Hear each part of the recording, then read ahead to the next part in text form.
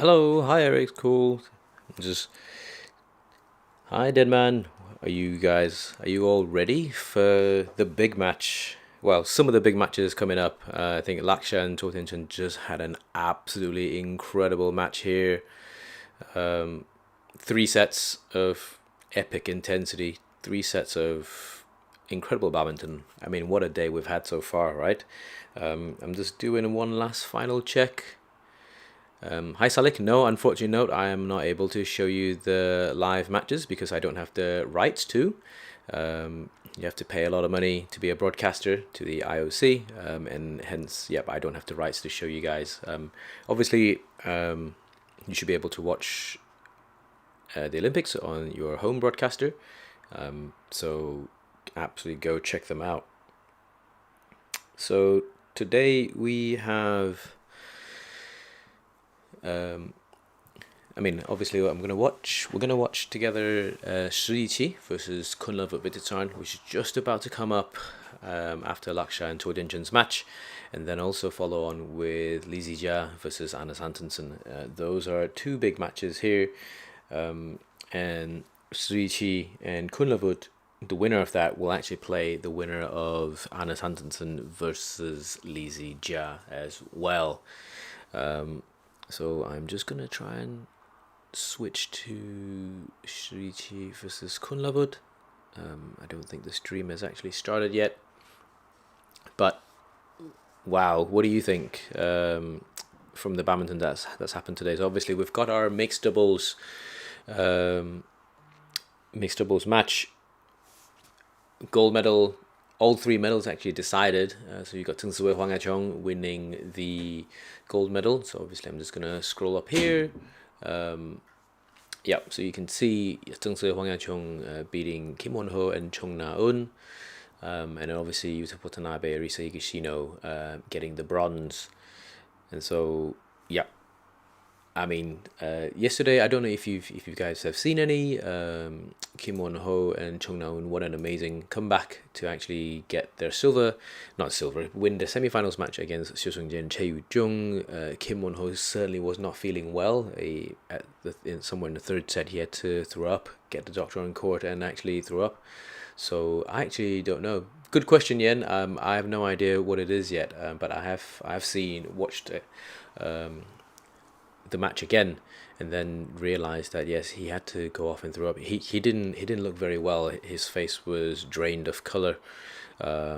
So yeah, I'm not sure what's happened to him, but obviously that impacted the match today. But take nothing away from Zheng Siwei and Huang Yachong. They have been the outstanding pair throughout the whole year, and we should celebrate that because I think you can really see the relief in Huang Yachong, and then also at the same time, she was proposed to by Liu Yichen.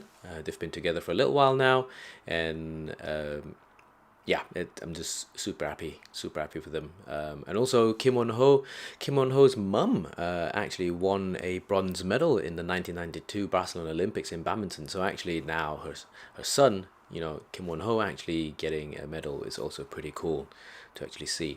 So obviously, yep, in the chat we've got quite a few conversations going on now. My take on Zii Jia versus Anna Antonsen. I think it'll be a contrast of two styles, really. Zii Jia obviously is very famous for his incredibly strong attacking play. Very, very strong, very, very physical player. Anna's is a lot more controlling, a lot more defensive playing style. But before that, we'll see. I actually don't know. I think either could win. They're both good friends off court. They've trained together a little bit before as well. So, and they've played each other so many times, and they will know each other's styles a lot better. But so as we see on stream now, we see Zii Jia and Kunlavut just getting done with the umpire's coin toss, selecting the sides for this. There's a very clear drift. Inside the arena. In the first few days, we see the drift, forwards drift, going from the camera angle, going towards. So as you can see now, it will be from Zii Jia's side towards Kunlavut. But I think yesterday, or is it maybe even 2 days, for the last 2 days. It has been probably from Kunlavut's side towards Zii Jia. We'll have to see. But the sideways drift is always going from left to right, so from the left side to the right side. And yeah, Kunlavut versus Zii Jia. I think Zii Jia will be the slight favorite. Probably perhaps a little bit more than slight. He has been playing incredibly well all year round. He's won many of the big tournaments this year as well. But Kunlavut, we know, is a really big game, big tournament player. Always referring to the conversation that I've had with him last year at the All England, when he told me he wanted to get top 5 in the world before the end of the year, as well as the World Championships. He got both.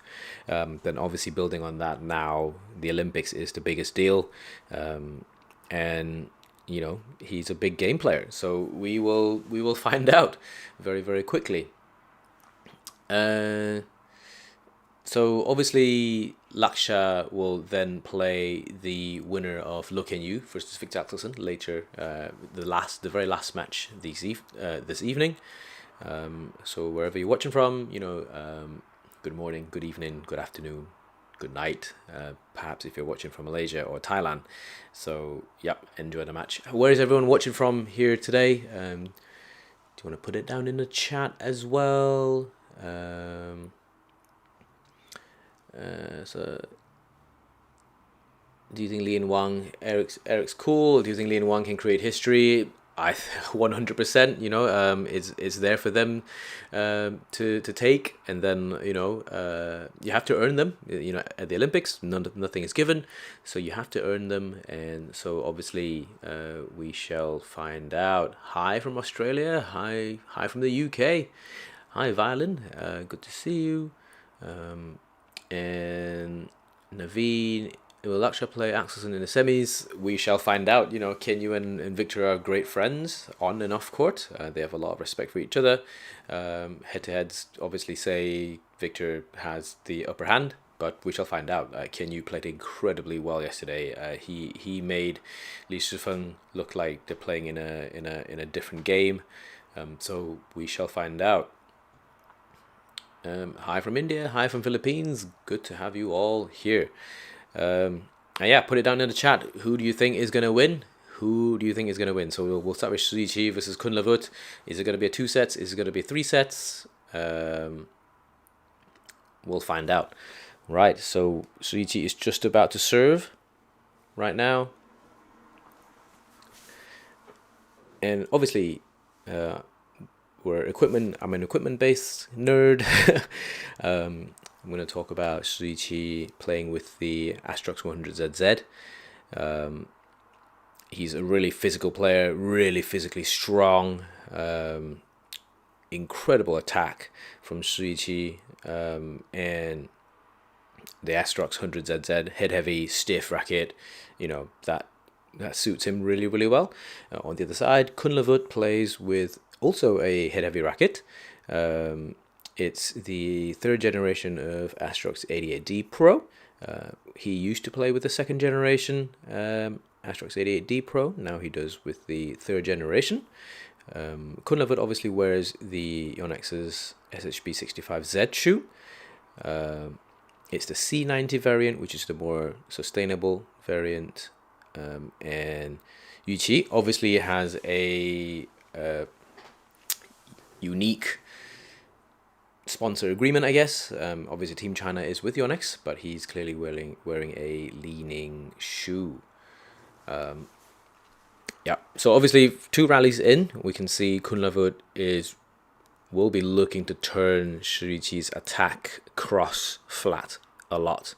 He's often a player that is happy to absorb a lot of players' his opponent's offense. And he has the skill set to be able to turn the shuttle around, convert offense into defense. He has that skill set. He can use it really well. He often, in his interviews and previous conversations with him as well, with me, he often talks about the ability to control the shuttle. He's really looking to be able to control the shuttle. And controlling the shuttle also means that being able to live with the drift. So the drift obviously will take the shuttle in or out of the court depending on where you play. If the drift is going with you, then lifting is a lot harder. He often talks about wanting to have total control over the shuttle. If he does have total control of the shuttle, he's able to turn a lot of the shots and play very high quality shots there. But the drift impacts both players, so I think both sets of players will have the same issue, and it's up to how they deal with that a lot better. Any chance, hi Chu, any chance I'll be able to review Zii Jia's shoes? I don't think that shoe is available in Europe, where I'm based, but obviously if I do get a chance to look at them, I will, 100%. Axelsen is seeded second. Yes, so he is seeded second in the tournament because Zii Jia climbed to world number 1 right before the seeding world ranking was taken. I believe that's just after the Indonesia Open. So yeah. And hi Mina, good to see you again. Crooks 21-8, 2011 should just not be. Well, Kim Won-ho, if you've not watched yesterday's semi-finals, I don't think he's very well, but he still managed to win with his partner Chung Na-eun in the mixed doubles semi-finals. That was actually a pretty intense match. The doctor had to come on court, but he managed to pull through. But obviously, I think that 100% impacted his ability to play full speed, full capacity. So that's why. But still, a very, very well played tournament to get all the way to the final. Let me look at the chat a little bit. Kunlavut should trump Zii Jia, fingers crossed. I think, yeah, we do have both camps in here. We do have both camps. It's still very tight. It's 4-3 to Kunlavut at the moment on my screen. In the live score, it's still exactly the same as well. So Kunlavut 100% is currently turning a lot of the shuttle, although turning it quite low often times with a lot of deception. So Kunlavut plays with a lot of deception, relies on the ability to produce very, very high quality shots. I guess if you've not used to watching Kunlavut's game style, you will feel like he's quite passive. He doesn't attack incredibly often, and he's happy to just guide the shuttle all around the court. But he's 3-time world junior champion. Before he fully focused on the senior game, I believe he might still be the only player to do so. 3 times world junior champion. He is the current defending world champion for the elite game. So he does have the skill set. He knows how to win these big tournaments. I think currently they're both playing the 4 corners incredibly well. Just really punch clearing, dropping, exploring the 4 corners probably a lot more at their level. Instead of 4, it's probably 6 or 8 to them. Here we go. We now have the first challenge on court. With the drift, I think it's really hard to control the punch clear and the lift. But yeah, they're using a lot of deception. I have a feeling if physicality allows, I think we could have another 3-setter here. So the badminton arena, the Adidas arena or the Porte de la Chapelle arena, is quite a big arena actually. If you look at it in terms of badminton, so bigger arenas generally also means slower shuttles. Slower shuttles means generally longer rallies with these elite guys, especially when you can't finish the shuttle. You can't finish the rally with a big smash, so the rally goes on. So physicality comes into play. So we're on 4-5, Zii Jia. What a pickup, turning that into defense, soaking up Zii Jia's massive cross-court round the head smash, picking up with incredible block quality, and finishing on his own jump smash. Nathan, hi. What do you think about Sen's possibilities winning silver or gold? Obviously, he needs to win one more match to confirm he will get the silver or the gold. So we shall see. Hi, Duck. Good to see you again. Yeah. So it's an interesting matchup here. So Zii Jia doesn't look as calm, as collected as he usually is. In saying that, he's just done the perfect net shot to get a net cord 5-6. His attacking gameplay, Zii Jia's attacking gameplay, is really incredible to watch. But that also means he needs to have the stamina to back it up, which he normally often does.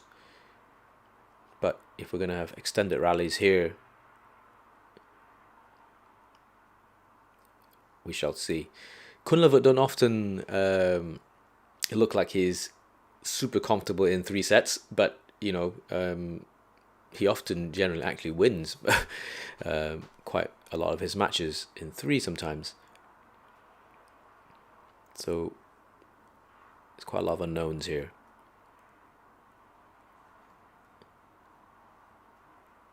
We can already see a pattern developing here.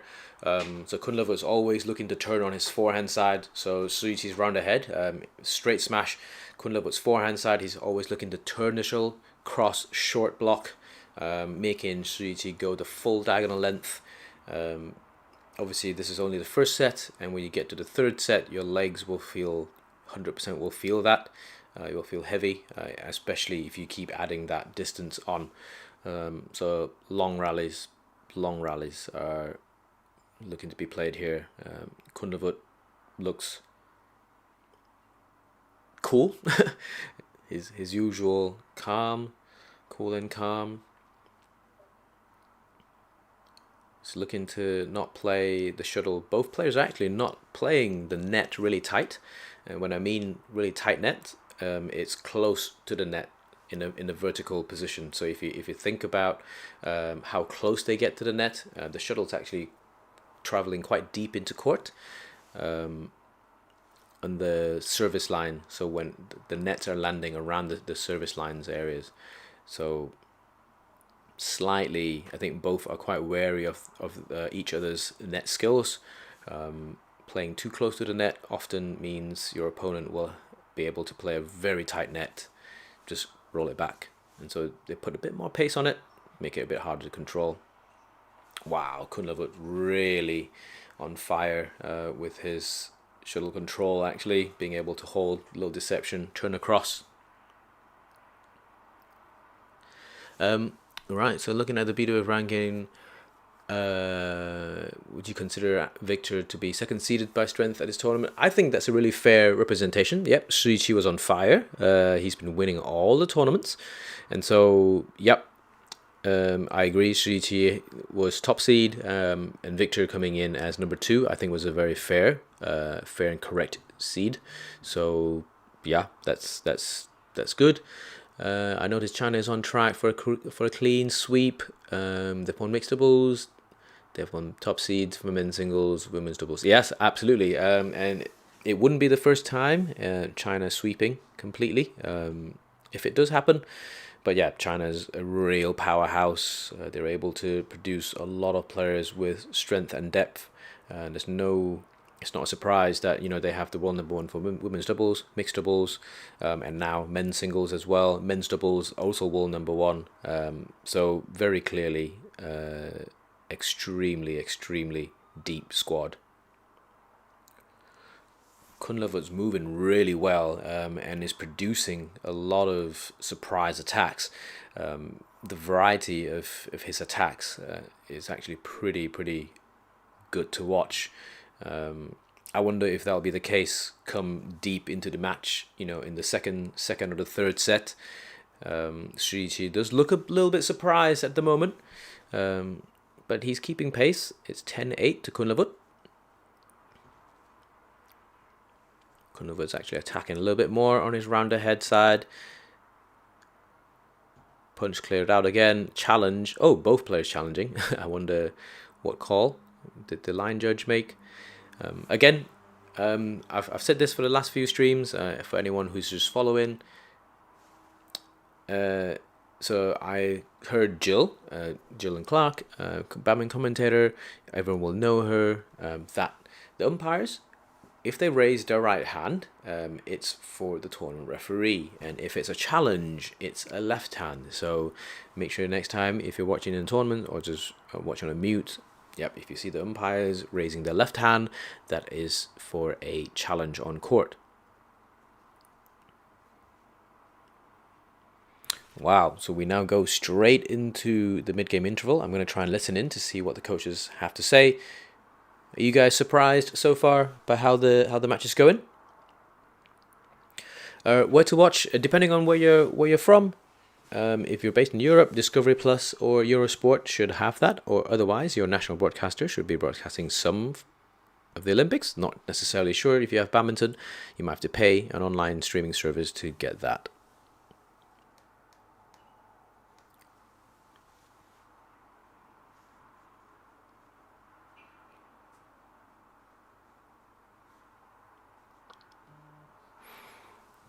So Sun Jun, who is ex-world champion, and Zii Jia, both two singles specialists. Hi Basilis, good to see you on.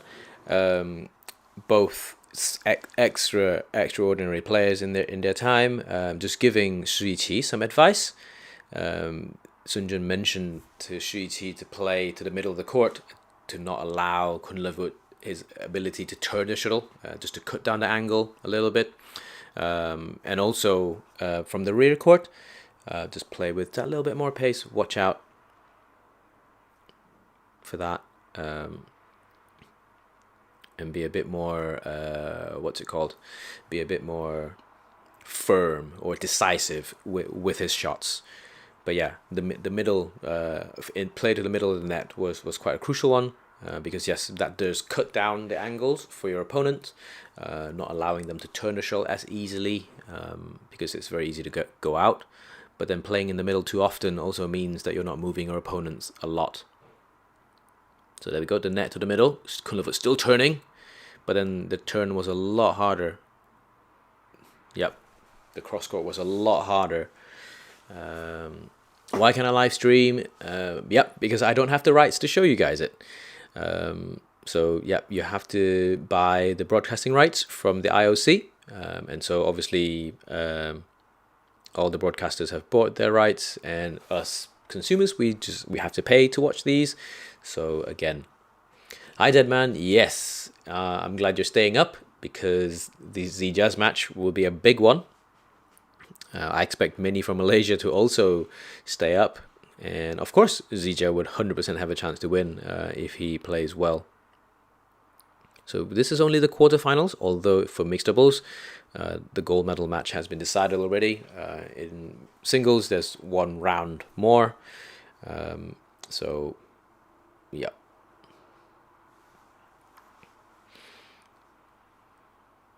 Hi, Gentad. Yep. So, yep. Obviously, I'm happy to translate. Happy to have you here with me. That's the whole point, that I want to watch these badminton games with you guys, because I often really enjoy watching badminton anyway, and then if I can help provide some more angles to the game, why not? So this is, I think, Zii Jia's first point at winning at the net. He crossed himself from the forehand side to the rear, not to the rear, to his backhand side. And now he's playing a little bit deeper, actually.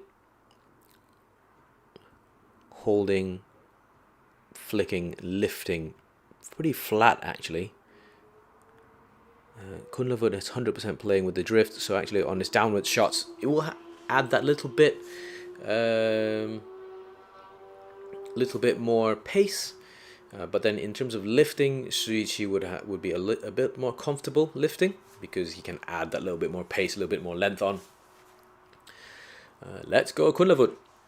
For those that don't know, so mostly Thai players, or Thai generally, they all have nicknames. So because the names are fairly long, so I've spoken to a lot of the players, and they all actually prefer to be called by the nicknames. But obviously, in a professional setting, you still have to be able to pronounce their full name. So for Kunlavut Vitidsarn, his nickname is View, View. So obviously, if you see him on the street or if you ever meet him, if you call him View, he will actually respond to you because that is actually his nickname. Mini Kunlavut won't make it 3 games, I think.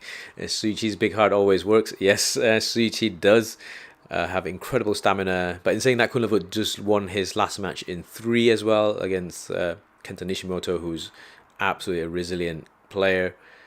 But yes, we shall see. It will get very interesting, very contrasting styles, and that's why it's really good to watch. So Kunlavut's picking a lot of shuttles up at the moment, and he's just lifted out. Yeah, Kunlavut is very skillful again. I agree. I really enjoy watching him play. So basically, essentially, I'm tired of people mispronouncing my name. So actually, they don't get to pick their nickname. It's their parents picking their nickname at birth as well. So yeah, it's not up to them really. So as we're talking about nicknames now, I might as well run through some of the Thai nicknames of the players that we often see. So for Ratchanok Intanon and Supanida Ketong, so they're both actually called May. Oh, what a dive by Kunlavut. That's an incredible rally, actually. Zii Jia winning that one. That's a really long rally. I think that will test both physicalities, both players' physicality, really. But yeah, back to nicknames. So both Supanida and Ratchanok are called May, M-A-Y. And so yeah, if you call them May, they will both respond to that. Supat Jomkok and Kitinupong Kedren. Supat is called M. Kitinupong is called Sky. And who else do we have? If you want to know any of their nicknames, just put it in the chat. Obviously, if I'm forgetting some of the Thai players, just put it in the chat, and then I will try and tell you if I know them. Which singles player would you love to learn from? Kind of model how playing, by the way. I think when I first started watching badminton, of course, Lee Chong Wei and Lin Dan was 100% the big two, and then it became the big four with Peter Gator and Taufik Hidayat. So there's so many players really, really good to watch. I really enjoy watching all of them. I think I try and pick some from everyone, so obviously like Kunlavut's ability to turn the shuttle, Zii Jia's round ahead attacking play. I think wanting to do is one thing, ability to do it is another. So yeah, there's so much to learn from all of these players, and it's really good to see that they all have different styles. Obviously, we'll be watching Antonsen's match against Zii Jia, and them two also have incredibly different styles. What do you think Zii Jia's game plan is at the moment? So I think he might have not. Well, I can't say he might have not. I think the team will have been very well prepared. Him and his coaches will have discussed this before. They will have watched so many tapes of Kunlavut playing. They would have watched his previous matches at the whole Olympics. And they would have... Zii Jia would have also played with Kunlavut many times against him. And so they will analyze what type of gameplay they want to play, and also feel... Oh, there's a thumbs up bubble. Feel how they can cope with the situation as well.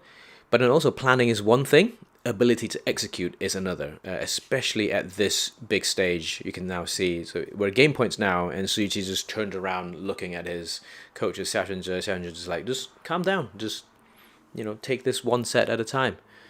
I think this set is gone for Zii Jia, but Kunlavut still needs to get through the line. Deception on the front side. Wow. Incredible first set. Let's see. Right, so I'm gonna try and listen into what the coaches are saying. Let's hear Sun Jun and Xia Chunzhe. Okay, so we're looking at the Thai coaches.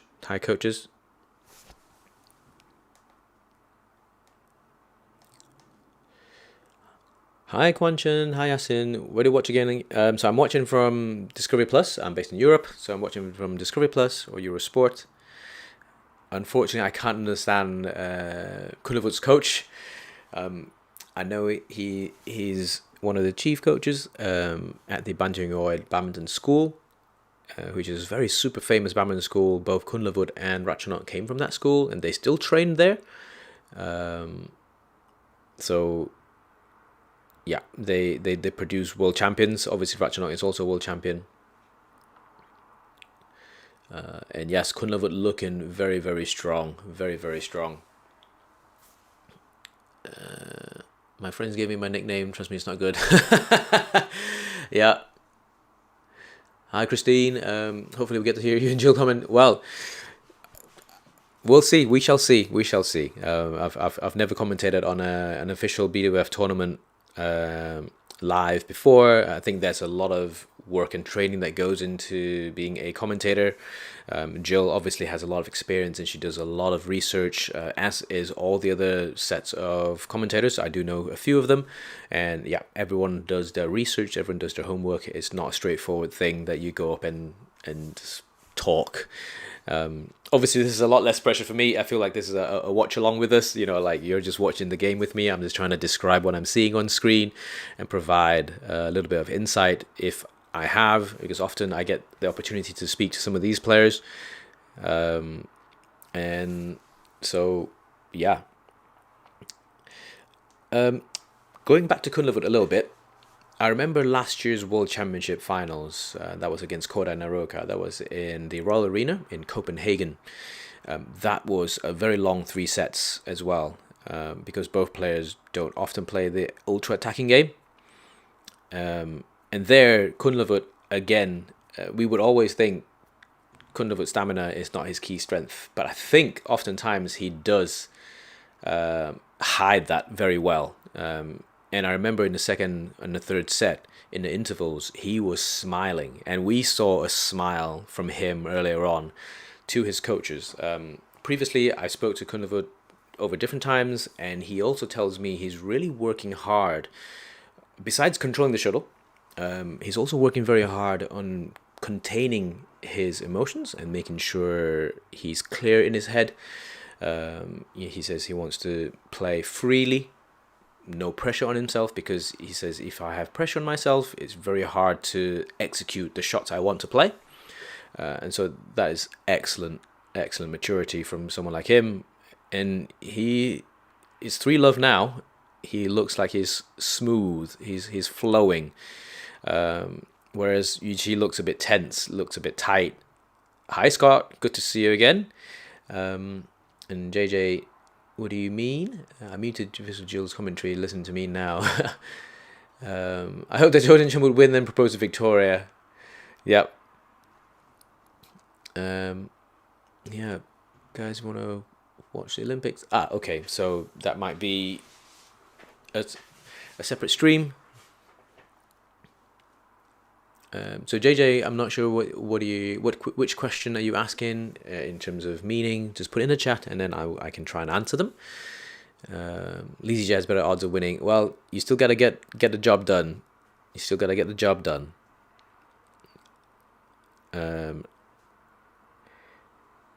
Right, so I think Shuichi's starting to float a little bit. Yep, and then so this, on the net error that Shuichi just made, there's a reason why the guys are actually playing fairly deep on the net shots. So you just see Shuichi made that little net error there by playing deeper into the court on the front court shots, by playing the shuttle further away from the net. It makes your opponents really hard to play a very tight net shot, because they have to really push the shuttle into the court, and that requires a lot of skill and timing. Wow, Kunlavut is really sharp on the net. So he just tried to turn the shuttle and he's absolutely just killed it. Good evening from Germany. Guten Abend. Good to see you. Hopefully you enjoy the stream. Obviously, yep, if there's anything in the chat, any questions, put it down in the chat. I will try and answer. Hi Pilo, good to see you again. Yep. And I think the similar tactics kind of resumed from the first set. I think Zii Jia now needs to really play himself into the rally. The shuttle is a bit slow, so hence I think longer rallies are normal, and Zii Jia's full power, like his usual attack in play, might not be as effective. Whereas Kunlavut is actually gaining time by those little deceptive actions where he holds, push that net a little bit, holds, flick across, is actually gaining time for Kunlavut himself. And when I mean gaining time is Zii Jia's, you as a player, when you're being played with deception, you can't just set and push off immediately. You have to really wait for the shuttle to be hit, and as soon as you see that second action, you have to stop and reset, and before you get to push off. And that little millisecond, that little change of pace, is what's making Zii Jia really have to twist and turn and try and dig out the shuttles. How do I watch it for free? I have no idea how you can watch it for free. Your national broadcaster should be showing some of the Olympics. They might not necessarily show badminton. For me, in my case, our BBC wasn't showing the badminton, so I had to buy an additional online streaming service on Discovery Plus. Talk me through minute by minute how you're going to celebrate if Zii Jia won gold. If he wins, we can talk about that. There's still quite a few rounds to play before he even gets close to that stage. He needs to start by beating Anders later on. 8-1 at the moment. 8-1 at the moment. Zii Jia is looking that little bit stressed, whereas Kunlavut is cold as ice at this point.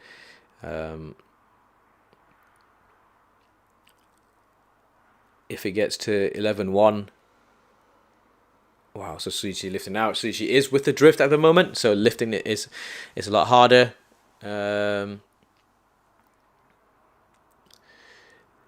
Pilo, I was losing. Yep, she was so happy. Proposal cute. Yeah. Yes, it is pretty good to see. It looks like Liu Yichun has planned this for a little while now. Wow, so Zii Jia has just smashed out. Very good lift from Kunlavut. First smash, he picked it up with a very good block, pushed it to the middle again, lift out wide, and then Zii Jia thought he really wanted to finish it. I think he's getting a bit frustrated that the shuttles are not landing on the floor. 10-1. This is getting very, very... This is crunch time for Zii Jia now. It's 11-1. We're going to go to the mid-game interval. Let me quickly listen in. Wow, this is unexpected. Let's listen in.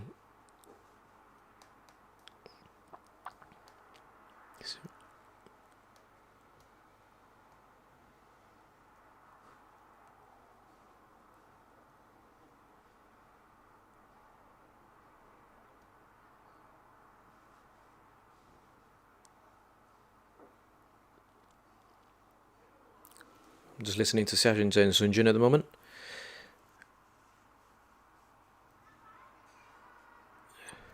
Wow. So I always see this as a good sign when a player is replying to their coaches. So I'm always very impressed with players who have the ability to actually feed back to the coaches. So not just listening in, not just taking it all in. They're actually telling the coaches, right, this is not working, what's going on. So Zii Jia was actually telling Sun Jun and Xia Junzhe, saying, look, like my nets, it's not working. Kunlavut's playing so high on the net shots, I can't do anything with it. And so Sun Jun just literally said, look, in that case, don't play tight, play deeper into the court. And Xia Junzhe just said, look, that's the only choice you have anyway. You know, like you play tight, you're getting eaten alive here. Play deeper, just play deeper. You don't have a choice anymore. And we can see Zii Jia really upping the pace big time on this rally. At the professional level, 11-1 is no problem. So we saw in the mixed doubles, Yuta Watanabe, Arisa Higashino playing against Dechapol, Paul Varanukuro, and Sapsiri Teratanachai in the first set. They were down 2-11. They came back to win 23-21. Professional game, 1-11 or 2-11 doesn't account for anything. Things change really fast. Oh wow, what a back return from Kunlavut. Did he actually touch him? Yes, he did. Wow. Zii Jia's really going all in at this point. You can see the pace in his shot. It caught Kunlavut's back. What a behind the back shot as well. So we can actually see Zii Jia now standing that maybe half a foot behind the net instead of as close as possible. The intensity of these rallies after the interval is incredible. Zii Jia has won three straight points, and all three won by, well, two of them are won by cross-court flat from the forehand, very, very quick across Kunlavut's body to Kunlavut's forehand. But the ability to open up the court before he's able to do that was crucial. This jump in pace is really incredible to see. So Kunlavut needs to weather this storm. If he wants to win, he needs to weather this storm.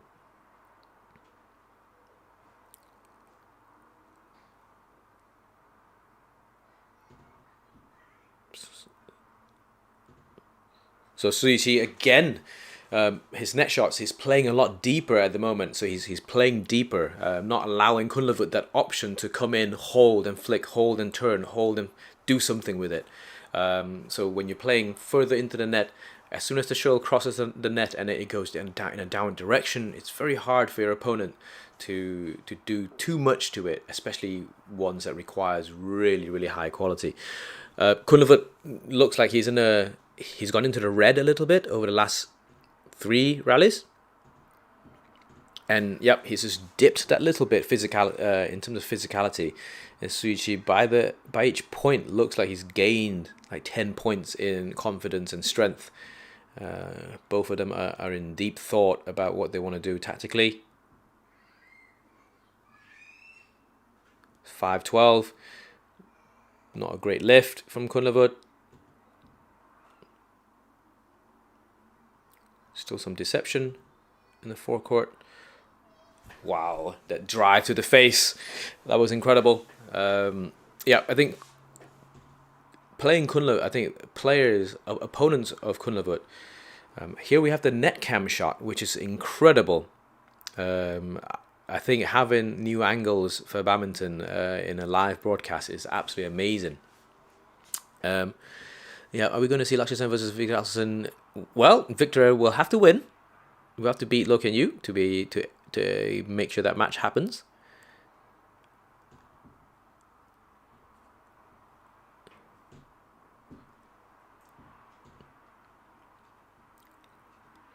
Whoa, that's a really good rally from Kunlavut. He slowed the rally down at the start by lifting with very, very good depth and length before holding and flicking, and then turning Zii Jia onto his backhand side on the overhead corner and getting a poor clear, finishing that shot.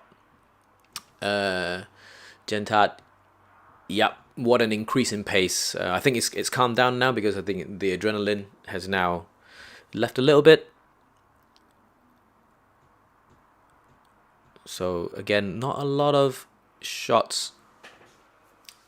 15-5 at the moment. Not a lot of shots are actually close to the net at the moment because, again, Zii Jia is losing the net by playing tight, and so he's having to play a bit deeper.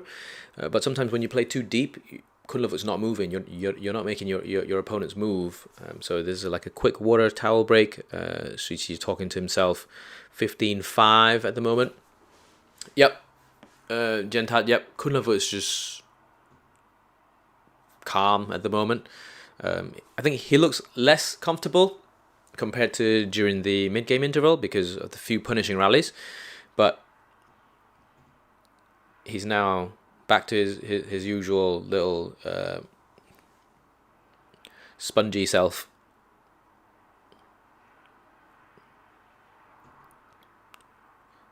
$6 points to the win for Kunlavut. 5 now. 16-5. 16-5. Wow. So Kunlavut's turning Zii Jia inside out. He looks like he's in the red. Kunlavut looks like he's physically struggling a little bit. Ethan, what's going on with Zii Jia? Kunlavut is what's going on with Zii Jia. Kunlavut's skill and ability in turning the shuttle and the forecourt deception is really making the game really challenging for Zii Jia, and his ability to pick up so many shots. Wow, this is an example. Kunlavut retrieving so many shots with incredible quality, and it's frustrating Zii Jia.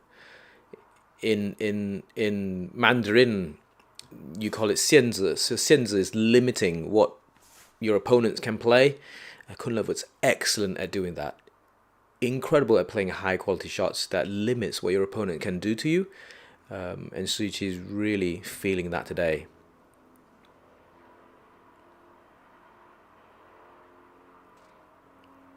Wow, that's out again. This is insane. Now you can see how Kunlavut have done his homework. And also, I think doing their homework is one thing, but ability to execute. Oftentimes when you're preparing for a match, you often prepare it to a specific player. But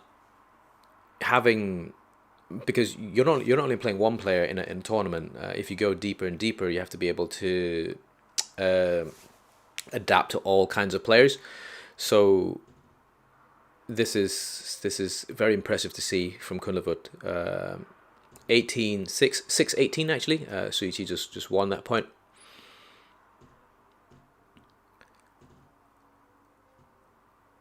What a block by by Kunlavut, and sends it. Wow. I'm getting goosebumps here, guys. I really like Kunlavut. I think he's a classy player. He's a really classy player.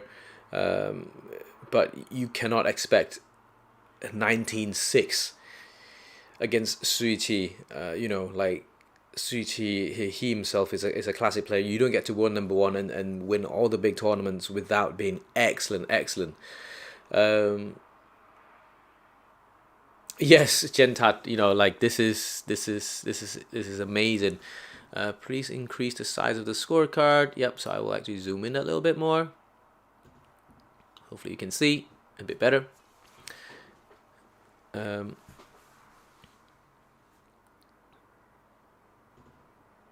Oh, wow, okay. So I think Kunlavut just lost his focus midway through that rally, the little bit there.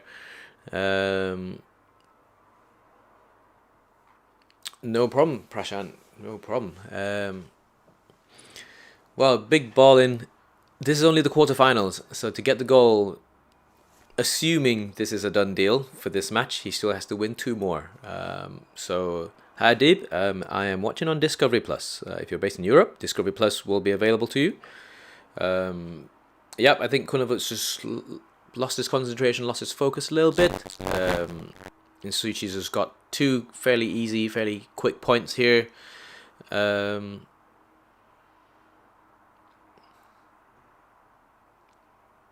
with the deception. Wow, what a great rally. Oh my god, wow, what a rally. Zii Jia absolutely picked that one up. That was pure physicality, chasing the shuttle down, not giving up. I think at one point the shuttle was going out from the cross, but he decided to finish it. Yep, Kunlavut's hold and flick, hold and punch is really doing a lot of the damage here. But Zii Jia had a lot of quality in that return. Kunlavut has to regroup. It is 9-19. Zii Jia has to go all in. Have to. There's absolutely no chance. You have to recover and just send it all, because otherwise, if you lose the last 2 points, you're out. Wow. Good net by Zii Jia. Wow, what a good defense by Kunlavut. Kunlavut just slipped. Oh, 10-19. Kunlavut just slipped. Hopefully he's okay. He looks like he's fine. He got up.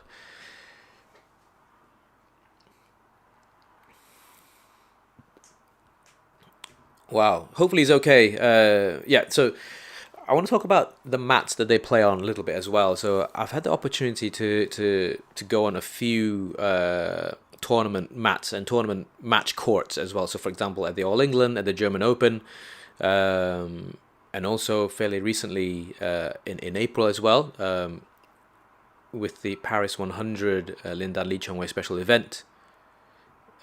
These mats, these tournament mats are different to the usual match courts mats that we normally play. So if you play in a badminton club or something like that, generally it's a lot smoother, whereas these tournament mats are very rough. But rough meaning they get excellent grip from the shoes, but as soon as they're a little bit wet, yeah, it's very, very slippery and it's very dangerous for the players. But all the players have played on these courts many times. Kunlavut getting match points now. Hold and punch again, hold and flick. This was just a complete pure exhibition by Kunlavut. It's a really, really high quality match in terms of Kunlavut's execution.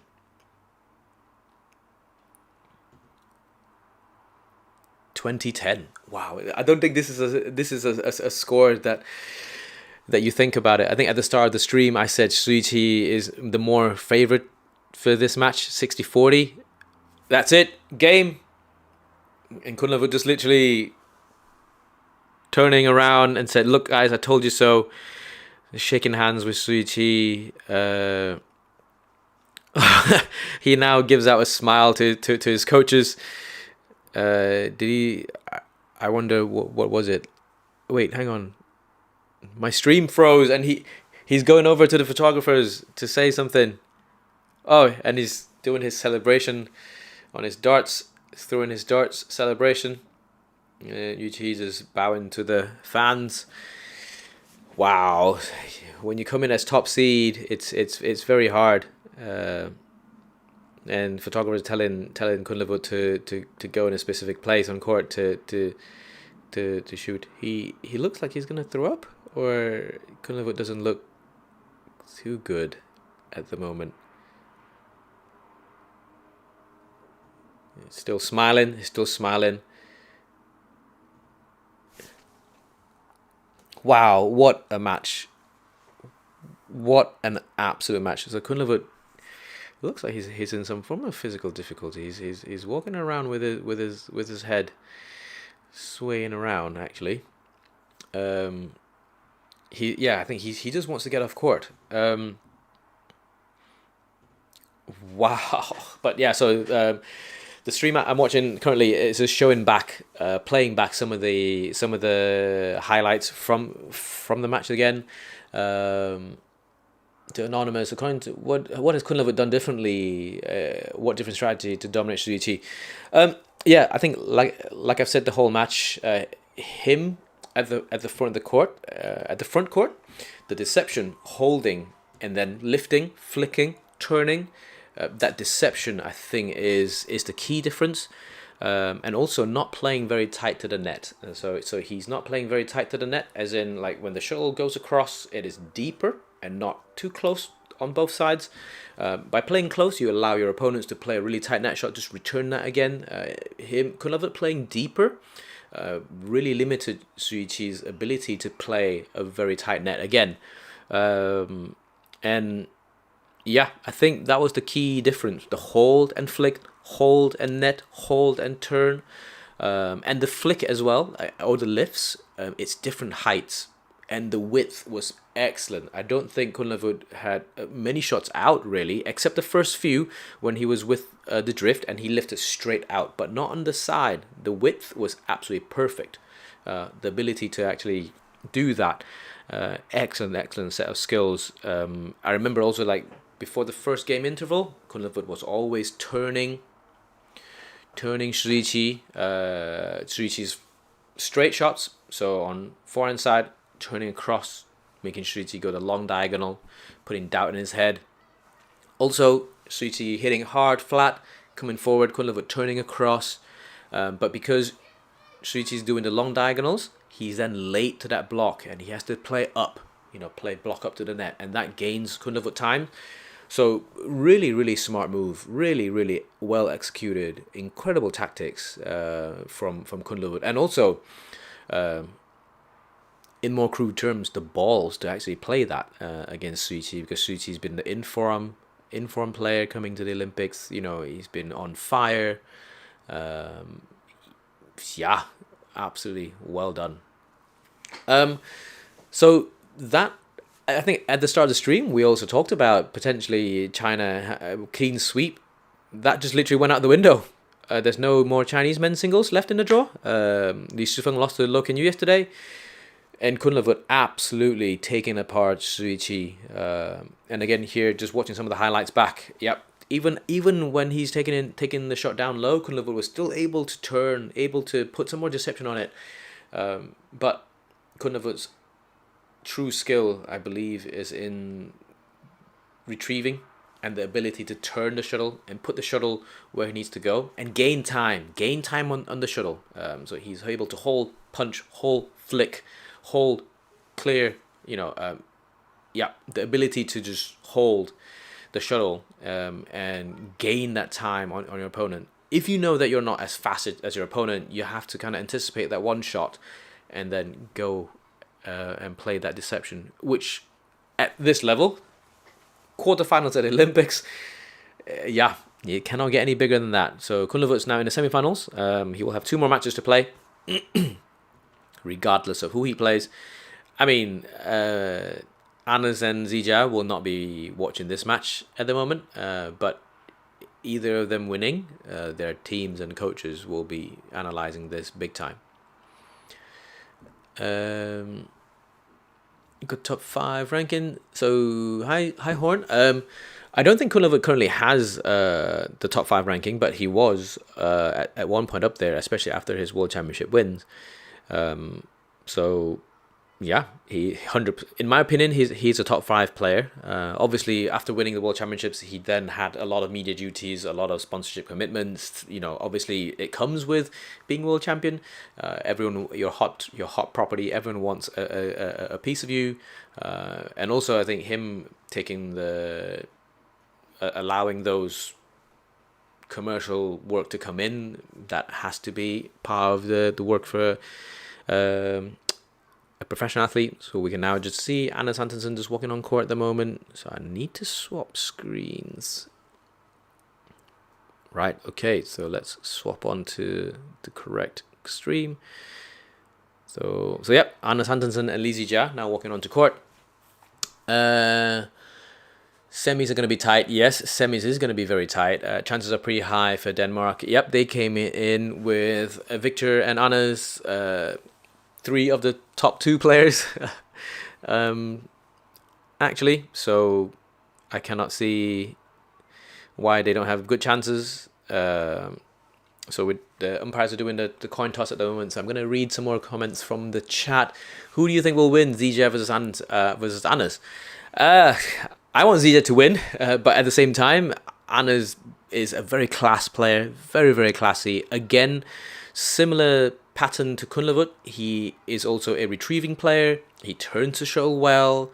But for me, Anna's key strength is his mindset and the intensity of the mindset that he brings. So Zii Jia's key asset 100% is his physicality.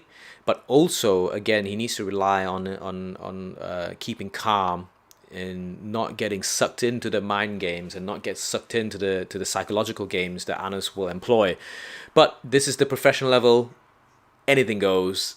I would like Zii Jia to win, but very clearly Annas will be able to win. No problem. On paper, Annas is the highest seed. Annas is seed number 4. I believe Zii Jia is seed 7th. So yeah, we shall find out very soon, in the next hour. So both are very composed, both are calm. I'm sure both teams have gone through all the preparations they need to. And We shall find out. Good question about the head-to-head, really. Let me quickly look at them, because I have not found out what the head-to-head is for Zii Jia and Anders. To be honest, at this stage, there's no point looking at them, because you still have to be able to execute. All past records are not relevant in the current match. But let me quickly find that for you. Zii Jia. Head to head. Add opponent. Anders Antonsen. So the head to head is actually 3-5. So 5 wins for Anders. And in the last one, the last match, Zii Jia got that one. And that was a 3-set match. Just a little bit under an hour and a half. So it's an epic 3 sets at the Malaysian Masters 2024 earlier this year. Yeah, so that's an epic one. Yep. So 5-3 Anders. Thank you, Brijendra. And prediction on scores could be 3 sets. Judging from past matches, it could be 3 sets. So let's find out. Let me quickly read the chat. What time is it in the UK? So currently we are just 2 minutes to 7 p.m. Paris is 1 hour ahead, so Paris is 8 p.m.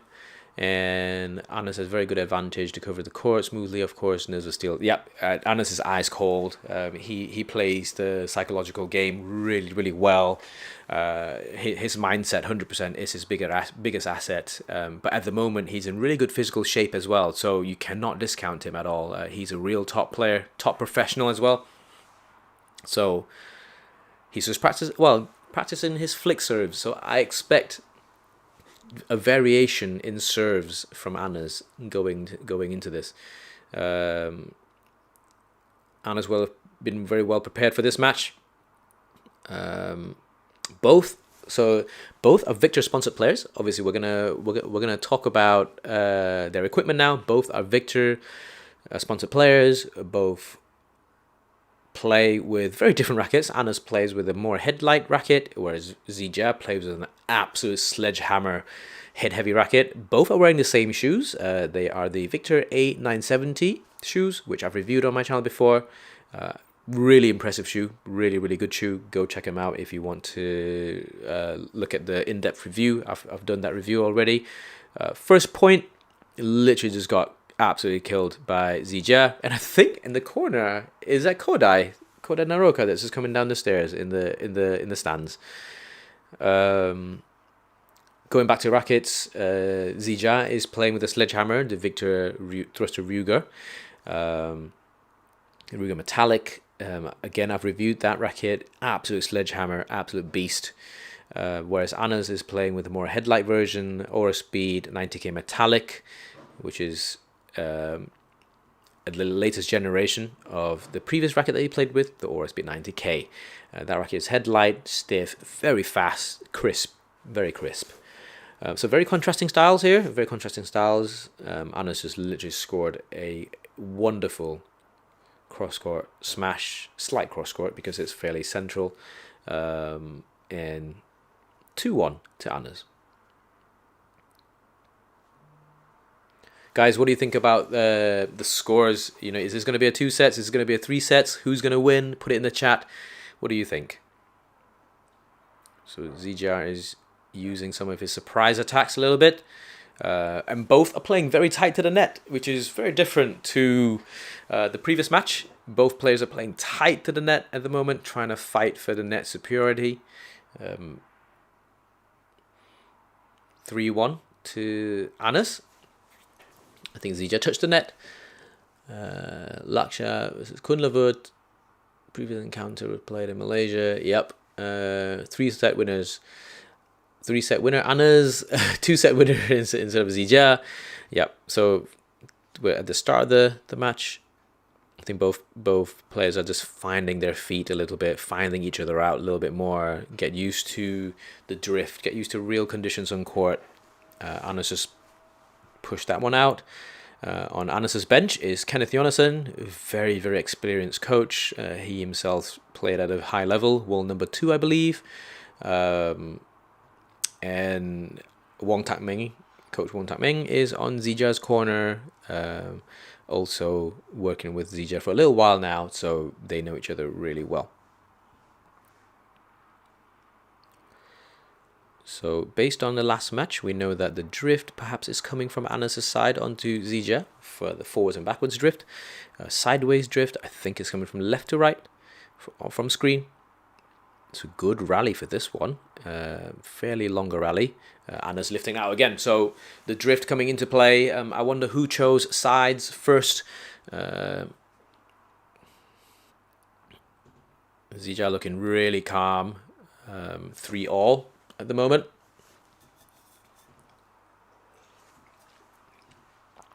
Hi Phoenix. Good question actually. Can the drift change mid games? Yes. The drift can change mid game. So for example, if the air conditioning is turned on, or if doors open and close. So obviously inside the big arenas like these, you will have doors opening and closing all the time.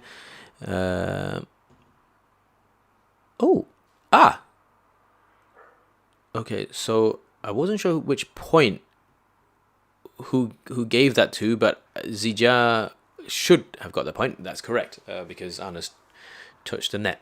But yes, drift could potentially change mid-game, midway through. Players, both sets of players are exposed to the same drift, so they just have to deal with that. And actually having the opportunity to play in big halls myself before, big halls are really hard to play. Like these pros, they make it look way too easy. Shuttles are slow, and oftentimes if you have a darker hall, because the lights are really blinding, the lights are really bright coming up on the top, and that's a very good rally from Anna's. So Anna's won that rally, well worked. But yeah, big arenas are very hard, especially like this one, this Adidas Arena or Porte la Chapelle Arena. Very high ceiling. You can tell it's multiple tiers. It's the same hall they played the French Open earlier this year, so most of the players would have had experience in that before.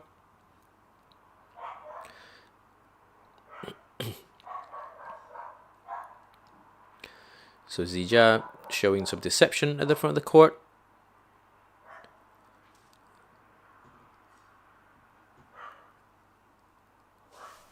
I think one of Anna's really clear strategy is playing the net,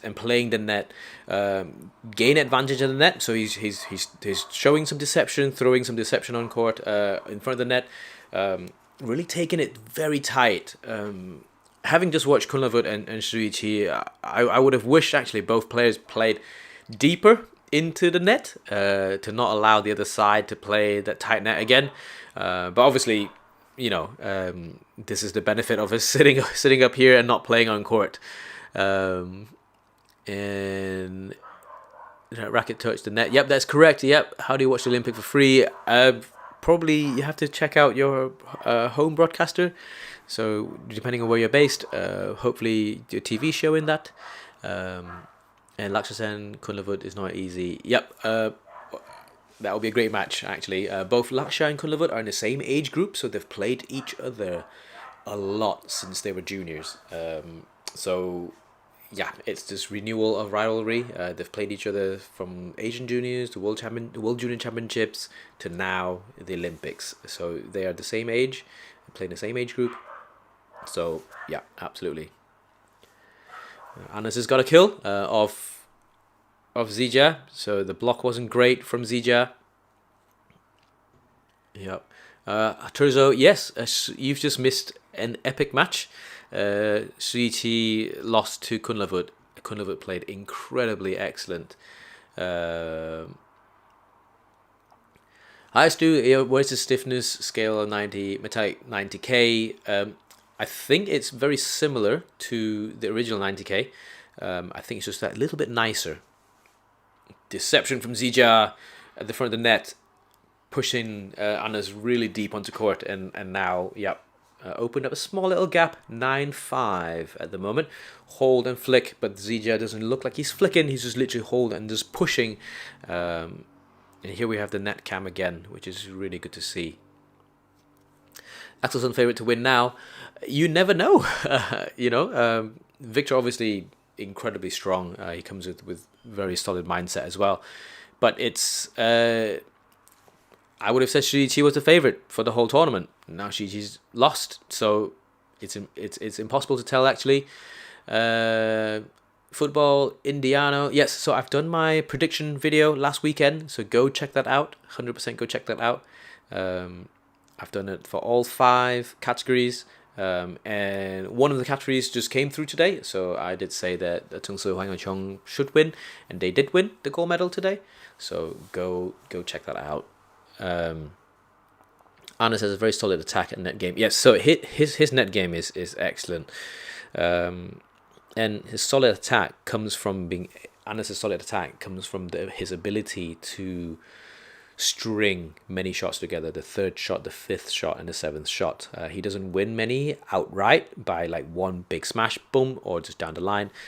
He strings them up really, really well, and he's aware of that, and his ability to string them up prove that's why he's such a good player.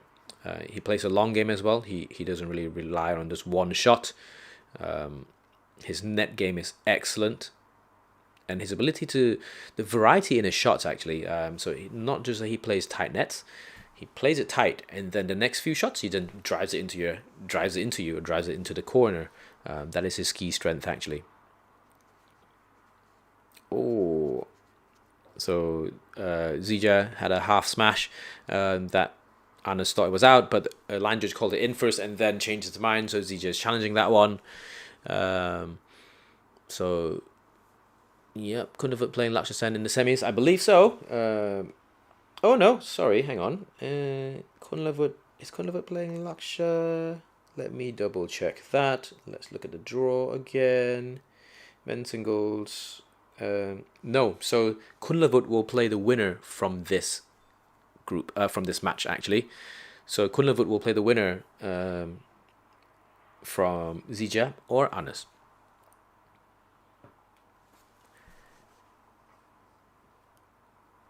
So 10-6. So actually Zii Jia won that challenge. Big smash, round the head, jump out, round the head smash from Anders. Both were working hard physically. So it's a good match so far, high quality. Sen will play Axelsen. Well, Viktor will have to win. Viktor will 100% have to win.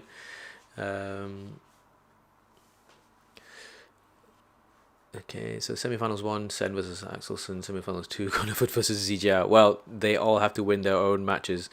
So far, Lakshya and Kunlavut has won, and there's 2 more players that needs to win. What a net shot by Anders. Set that up, finishing that with a big smash. So 8-10. And there's some talking going on at the moment. Is that because of the shuttle changing? Not shuttle changing? Where am I watching? Hi Yusuf. I'm not sure where you're based. In the UK, you can watch it on Discovery Plus. In Europe as well, so you can watch it on Discovery Plus. 8-10, Anders Antonsen at the moment.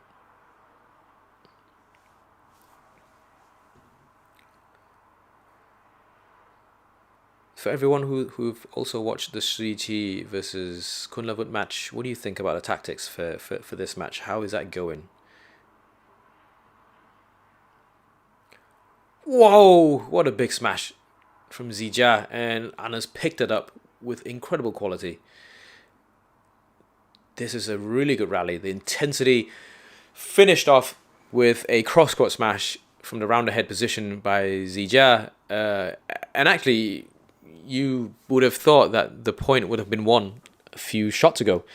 Let me quickly listen in now to what Coach Wong Tak Ming is saying to Zii Jia after the slow-mos are finishing.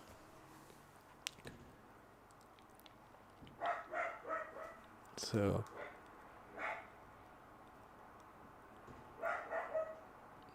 Kenneth is talking very calmly to Anders.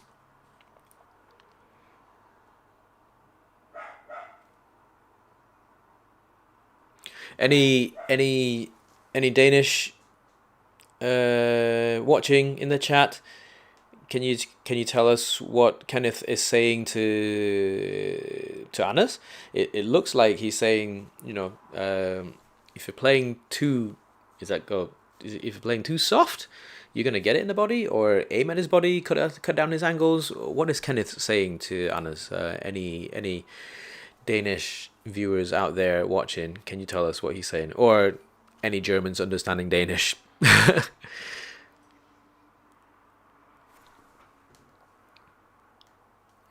So we are now 11-8.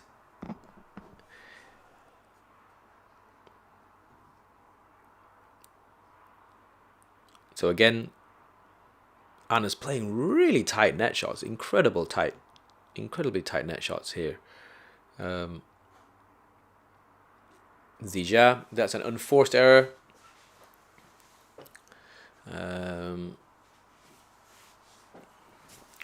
The Anonymous, yes, correct. Anas is a complete guru at the psychological game and the mind games, and that happens at a professional level. You do whatever you need to win, as they are part of the rules. You know, it's up to the umpire to enforce that, and if you're not being stopped, and it's not against the rules, absolutely. What a drop by Zii Jia. Good finish, good deception, held that completely. Absolutely held that for ages after jumping up. It was incredible. Yes, I really love the tiny net camera, as well as also on Zii Jia's side at the moment. There you can see a row of cameras in 3 corners from his left, right, and behind him. That's a 360 ability camera. They stitch all the photos together and actually form a 360 degree, almost like a 3D footage. So that's pretty good. But Zii Jia has just done 2 mistakes. Those are cheap points actually. Yeah, leaning GeForce 5900. I've never played with that racket, so I can't tell. Right, we're back to the match. 12-10. So Anders is attacking a lot actually. He's trying to keep aggressiveness off the rally. Like, I think both players have actually upped their intensity a little bit ever since the mid-game interval.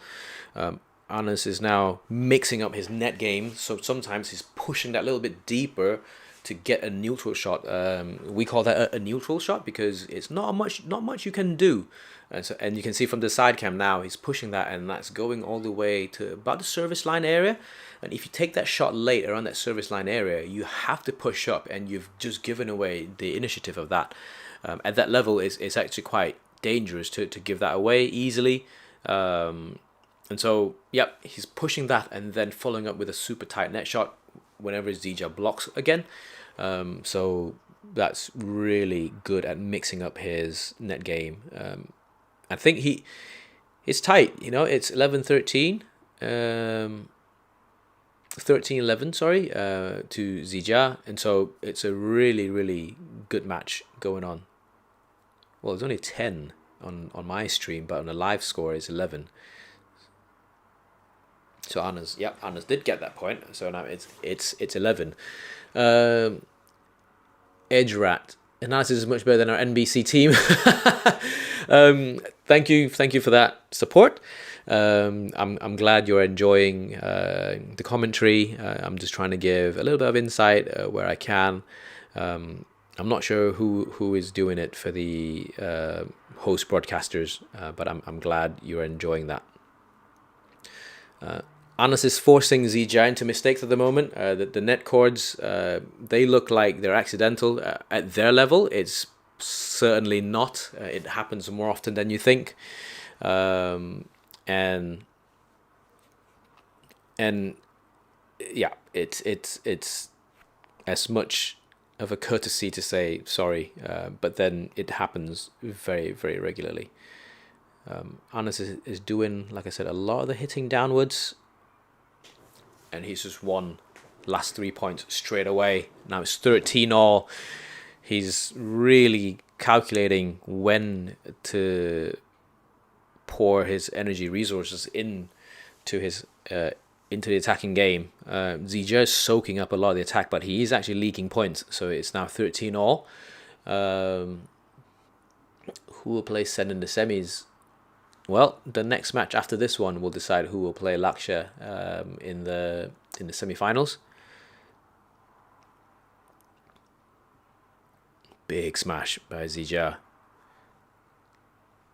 He's trying to stay relaxed by flexing his shoulders a little bit. Just good block. Again, net cord. And then finishing off with not a full power smash, but then very controlled, quite shorter action shots, shorter action smash. Anas is a bit annoyed with himself for that one, but lets out a nice smile. Sometimes, net cords are net cords.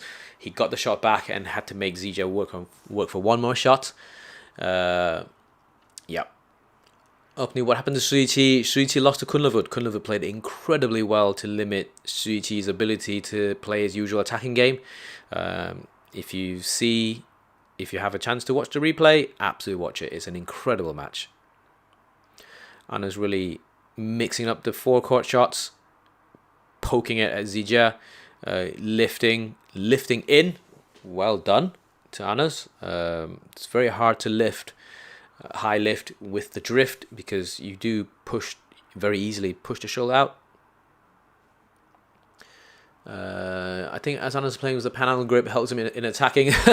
He doesn't always play with a panhandle grip, I think. I think for shots that goes behind him, I've seen that he does play panhandle, but you do need a panhandle grip to get the shoulder in, to go to where he needs to go.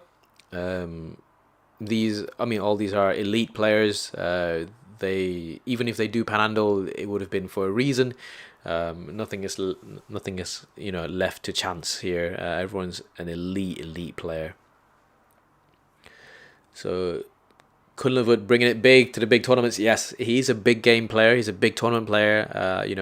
He's won his World Junior Championships 3 times. He's also the current defending world champion. It doesn't come by chance. He's a big game player. He does have his targets at the start of every year, and he really worked towards them.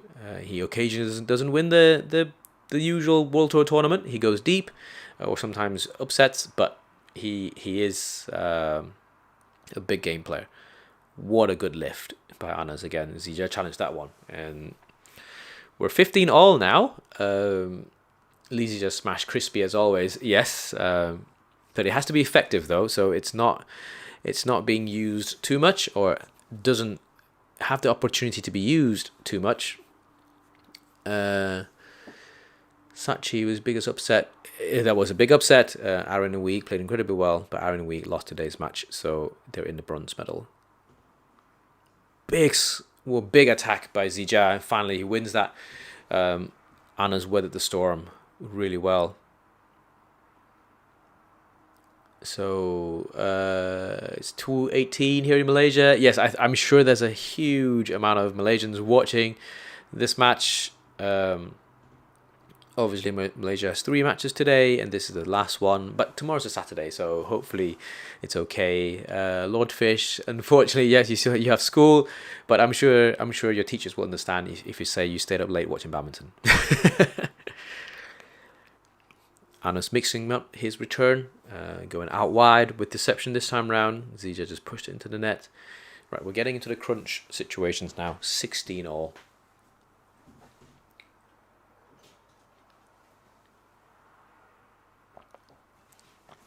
Hi Grace, hopefully you're saying you're liking the match so far. It's good. Deception from Zii Jia, wow. So all the top players have a lot of ability for deception. Some naturally plays it more than others. Like Kunlavut obviously plays it incredibly well. Zii Jia also has a wide range of deceptive shots. I do love seeing him play it. He's really good at it, but then playing deceptive shots, you do need to choose it to play at the right time. Otherwise, if you play it too often, it is then predictable and not deceptive anymore. Good get from Zii Jia. Anders will be annoyed at himself for missing that one because that was a block from Zii Jia on the dive. So, yeah, that was a straightforward, simple shot in Anders' perspective. He held it high up. Again, he wanted to do that deception, but he played it a little bit too low and made it really hard. Make it very challenging for himself to have that shoulder cross the net. So Zii just getting his court wiped. Hi Ash, depending where you are, if you're in Europe, Discovery Plus would be your place to be. If you're in Malaysia, I'm sure RTM or Astro would be showing on that. And I'm pretty sure in Denmark, TV2 should be showing that. So go check them out. Do you think that the current Zii Jia is close to the All England 2021? No, this is a different Zii Jia. So the 2021 All England Zii Jia was a complete all-out attacking machine. The current Zii Jia has worked away from that Zii Jia. So the current Zii Jia really worked on being a more complete player, retaining the attacking qualities, but having the ability to play a wider range of opponents. So as the rally you've seen here, coming up to 1916, he played net shots 3 times back to each other. And Zii Jia has mentioned in interviews that he's worked really, really hard with Coach Wong Tak Meng to become a more complete player, have ability to withstand and compete well against players who play of a different style. You can also say Anders is a player that doesn't play with the conventional men's single styles. He plays with a lot more short, sharp shots, which sometimes feels like doubles shots, but you need to become a more complete player to play very well at the elite level. You can't always rely on big all-out attacks because the modern badminton game now at the elite level, everyone has incredible defenses. And plus, if you can't get yourself into the attacking situations or people won't give you them, you can't force it. So having a big smash is great, but to be able to get in position to get those smashes, that's quite key. And I think Zii Jia spent a lot of effort working on that one. So deception always works. Game point, again, hold and punch from Zii Jia. Anna's really committed toward the front. And then as soon as that finishes, he turned around to Coach Wong Tak Meng and pointed that maybe there was something they've discussed before. And it's something that they've been looking towards. And in a match like this, you only need that 2 or 3 points to shake and rattle your opponents because everything's on edge. Everyone's playing with so much tension and so much pressure that whoever has the ability to play calm and be able to execute the right shots, will actually win. And again, Zii Jia took a chance on that half jump out, round ahead, managed to clip that down with pace. Anders took that behind the back, and still 5 shots after that initial jump out cross-cut smash. So, this shows defense is strong from Anders, and immediately goes to his kit bag. Right, let me listen to Coach Wong Tak Meng.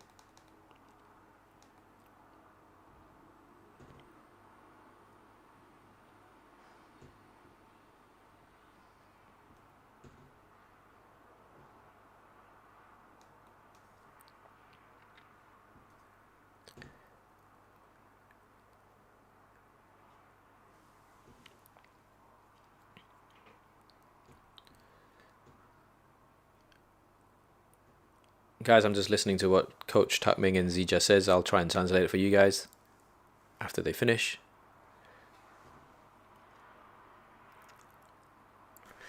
Right. Okay. So this one, this is something new, and I think if you're a Zii Jia fan, this should bring you confidence. At the start of the shot, Zii Jia was actually telling Coach Tak Meng what he's feeling on court. So he's saying that they're obviously aware of what Anders is going to do. And so he was like, okay, if every time if I hold and punch because of the drift, it's going out. But now that I'm going to swap sides, I think I should be okay. So he's actually saying that to the coach, to his coach. And again, like I said, players who actually feed back to their coaches have the additional mental capacity to actually think and analyze before coming back to their coaches. You see Anna's doing that exactly the same. These are very, very elite players, and I think that gives them the edge over other top players. And Coach Takming was also telling Zii Jia, like, yep, you've noticed his return of serves is deeper. So in singles terms, deep return of serve don't often just means like a tight net shot. So when you're deeper, means you play it on the service line or just past the service line. Obviously, fully deep shots will be on the back of the court. But I think what Coach Takming says is it comes back with pace, or a little bit of pace, instead of a super, super soft shot. But Zii Jia said, yep, I'm aware of that. I know that. And then they're both like, right, okay, I think we'll just keep our game plan. Let's see how it goes. So that's very good. Both coaches giving good advice. Hi, Duck. Do you understand any Danish? Can you tell us what Zii Jia, well, not what Anders and Kenneth was discussing about? That'd be quite good to learn, because Kenneth is an excellent coach. He never is stressed. He's always calm. He's always a conversation and discussion, and it's not direction or instructions. It's always a conversation or discussion, and I think that is really great because it gives your players a lot of reassurance and also confidence. And again, Anna's like on the return of serve, Anna's is really stabbing, driving that shot across Zii Jia's body, and Zii Jia late to react to that one. Milan, where can we watch that? You're gonna have to find out your home broadcaster. If you're in Europe, Discovery Plus or Eurosport would be available. But if you're anywhere else, I'm not sure where you're based, you have to find out where would be good. So, lifting, challenging, Anna's challenging. So I think he's just changing his wristband at the moment.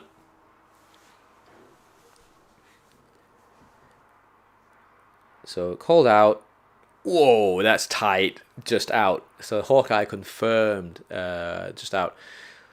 So the winner of this match will play the winner of our last match, the Kunlavut Vitidsarn. So whoever wins here will play Kunlavut.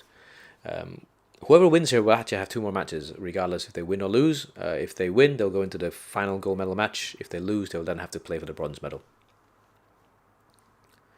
So still a long way to go in this match's terms. So Anna's punch clearing, Zii Jia leaving that, and it's well in. Perfect from Anna's perspective. Watch at the official Olympic site. Laksha sends a dark horse. Yes, I think on Laksha's day, Laksha can beat anyone. As with all these elite players, there's very little between the top 8, top 10 really, if you think about it. Everyone almost have very different styles. But as Kunlavut just proved, it doesn't rankings doesn't matter. You just got to perform on your day.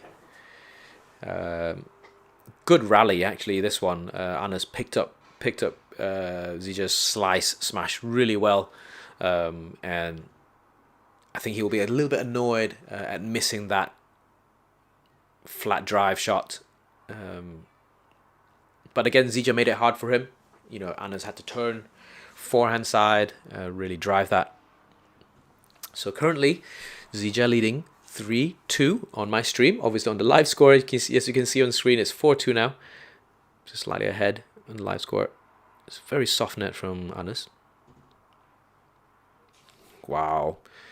Yeah. So again, Zii Jia just twisting and turning Anas, playing very flat. Zii Jia took it really high, pushed it deep into Anas's forehand, and then get a slightly less quality reply, just to be able to kill it at the front of the net. I think Zii Jia is feeling very confident of dealing with Anas's slightly stabby, faster paced return of serves, which is deeper. I think he's also have a gauge on when his Anas going to play the super soft shots like this one, and then able to play it back immediately. Although that was out, I think. No, it's not. So it's actually in 5-2. Yeah. So I think from my opinion here, Anders is not moving Zii Jia enough. What Anders did really well in the first set was working really hard at keeping the attack. So Zii Jia is a player that's often happy enough to lift. And he did so in the last rally twice, one including a backhand punch clear as well, backhand overhead clear. Anders needs to really invest in a bit of physicality. There we go, these are just punch clearing. At keeping the attack a little bit more by trying to play a bit more neutral shots with a bit more pace. That's my opinion. Yeah, so as soon as you give Zii Jia time to attack, Zii Jia will then be able to put it down on the floor, pinpoint wherever he wants to go, and that was so controlled. So if it was 2021 Zii Jia All England, he would just send that fully. That was probably maybe 50-70%, but it was pinpoint accurate. Sideline, Anders had to dive for that shot, and then because of the dive, the quality is then compromised, and you then get pounced on. Zii Jia would then pounces on straight away. It looks like things are free flowing for Zii Jia. Anders' body language looks a bit more concerning. But 4 points is not a big gap in terms of badminton, especially at elite level. Good variety, good change of serve. Zii Jia flicked that. Anders did really well to get that with quality. Anders punch cleared again. Zii Jia left that. Anders decides to challenge it again. Zii Jia shakes his head.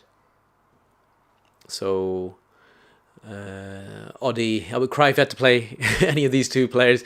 I guess if you're playing for fun, I guess it'd be very fun. If you're playing to win, then it'd be a bit more difficult. Anonymous. So I think Anders' strategy is showing playing flat and close to the net, not working in this game. He's not getting those points. He's just playing better from deception. Yeah, I think that's a fair assessment as well. I think Anders did better when he was mixing up flat, tight, changing that, playing more neutral shots. I think Anders is now playing a bit higher risk by playing shots that it's not going down. I think a lot of it is going up. I'm not sure Anders feels. Oh, he left that, so Anders will regret that point. He'll be annoyed at that point. Malcolm, I definitely agree with you. When watching Zii Jia now, his control of the match. Yes, I think so. It's something that he's openly admitted to working very hard on. And that's why in the last year his matches have been unpredictable. You would see one game where he really tries very hard to not attack all out. I think one turning point for me was the Arctic Open. Okay, so now we've got a situation on court. So Anders blocked that. I think the umpire just called Anders that he touched the shuttle before the shuttle crossed the tape. I think that's incredibly tight to call. So Anders is wanting Zii Jia to change the shuttle. Obviously, if your opponent is flowing, if you're lagging, you would want to change your shuttle. You would ask for towel breaks. You would ask for courts to be mopped. It's all part of the game. There's nothing new in this. It's up to the umpires to police that. As a player, you would do that. You would do anything you need to psych yourself up. Why wouldn't you? If you don't do it, it feels like you're just ready to lose. You would do everything in your power to try and disrupt your opponent within the legality of the rules, of course. Zii Jia is playing well with the width and the length of the court. He's really having good control. Anonymous, yep, happy to have you here. I think you've been on with us from the first game. Ethan, yeah, I like the new Zii Jia gameplay compared to his 2021 style. I think it makes him a lot more complete. I think opponents fear his power, but nowadays defenses are so strong that you can find ways to really cope with big smashes. As did Kunlavut to shoulders. Zii Jia has incredible attack, but with the ability to gain that time, that deception.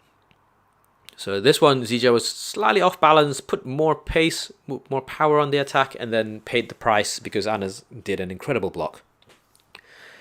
5-10. So Zii Jia is really turning the shuttle well on the front of the court. Just missed that one, missed that smash. He was going for more placement rather than power.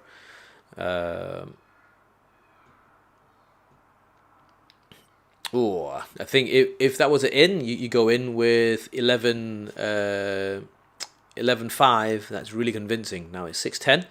It's not lost. You just got to get through the line. These are crept forward earlier on. Net block. So Zii Jia's playing. There we go. Net kill. Pretty solid, actually. Zii Jia's really containing Anders' game at the moment.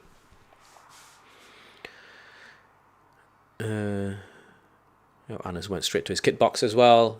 Challenging close net calls should be included. As in... Sorry, I'm just listening, trying to listen to what the coaches say. I can't understand what Kenneth is saying.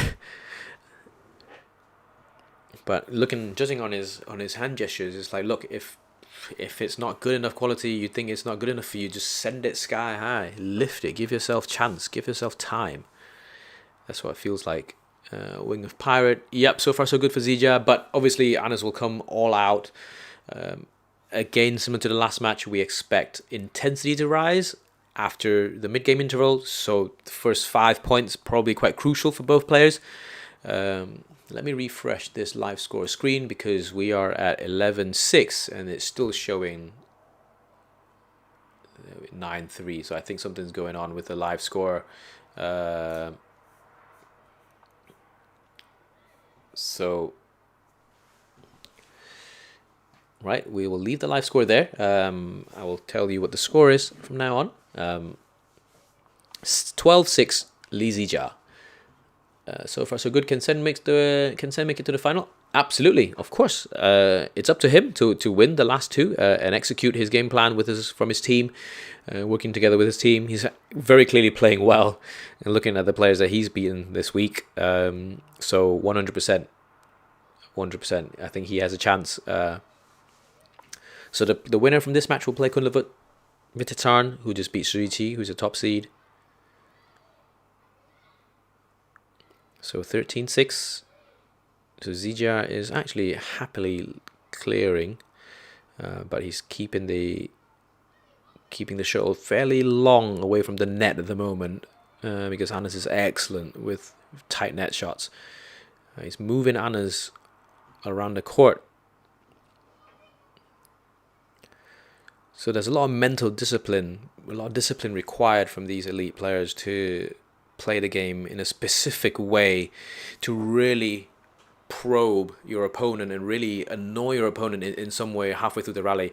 Oftentimes, it could be a big smash would be the easier shot, the better shot to play, but the right shot is not the big smash because you're just slightly off balance. And so, instead having to clip down, having to play neutral shots, is the discipline that's required to play stuff like this, and it's really incredible to see. So Anders giving a bit more bigger attacks. I think he hit Zii Jia on the body, and Anders almost went over the net, saying sorry. Yep, you never want to hit your opponent, but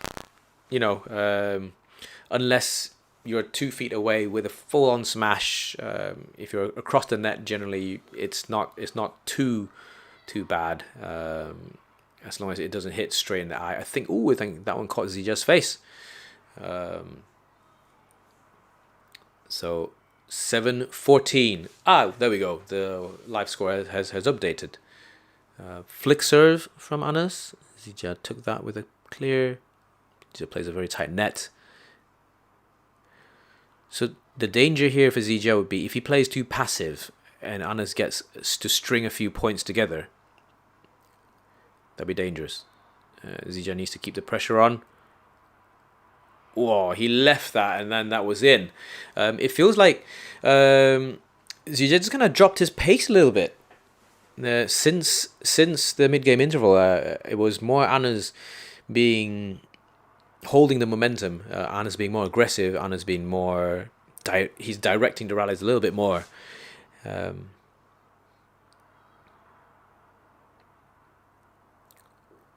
He's just playing a lot more lifts. There we go. He's punch clearing again. I'm not sure why he's doing that. Stick smash from Anna's. Good shot. Zii Jia driving in the front of the net, making a mistake on the front. So, yeah. So Zii Jia's now calling for a towel, like the court to be wiped. But yeah, the momentum shifted. That last 3 points, Anna's was really driving the rallies. 9-14. It feels like a 5-point gap. It feels quite big. It's not in elite badminton terms. You would lose that gap straight away. Do you think Zii Jia was rusty today? No, I don't think he was rusty today. Kunlavut really limited him in what he was able to do with his attacking play. Really frustrated him. So Kunlavut played incredibly well. Oh, that was so well in. Why did Zii Jia leave that? Why can't players challenge closed net calls? I think the challenge system works by determining where the shuttle has dropped. In terms of net calls, the shuttle hasn't dropped, so not sure what is there to challenge. The umpire sits at a very tall, where he sits or she is in a very excellent position to actually call that. If you've ever been up on an umpire's chair and you have your friends playing, you watch your friends playing, you are actually able to tell quite clearly, oftentimes, who's making the fault here. If someone's touched the net or anything, but then umpires at this level has had so many years of training, they don't get to where they are randomly being picked. It takes so many years to even get to be accredited at the World Tour level from BWF, and also then they have continuous assessments to make sure that their skills are being topped up, and everyone is at the top of their level. If you want to be an umpire, you start by umpiring your local matches, go through some training, go through some assessments before you are even eligible for international tournaments. And international tournaments, there's so many levels, and it takes so many years to even get remotely close to the World Tour level. So everyone is an expert here, and I know the umpires and service judges get a lot of crap for their calls, but if you look at how they are actually their performance, everyone's elite. Like, rarely any mistakes. The thousands upon thousands of points played, you might get that odd one, but it's far and few between. Anders is going on a little drive right now. He's playing very, very good shots, excellent rallies. 16-10. Let me catch up with the chat whilst the players are doing that. Zii Jia, yeah. Banothu, yeah. Kunlavut played excellent.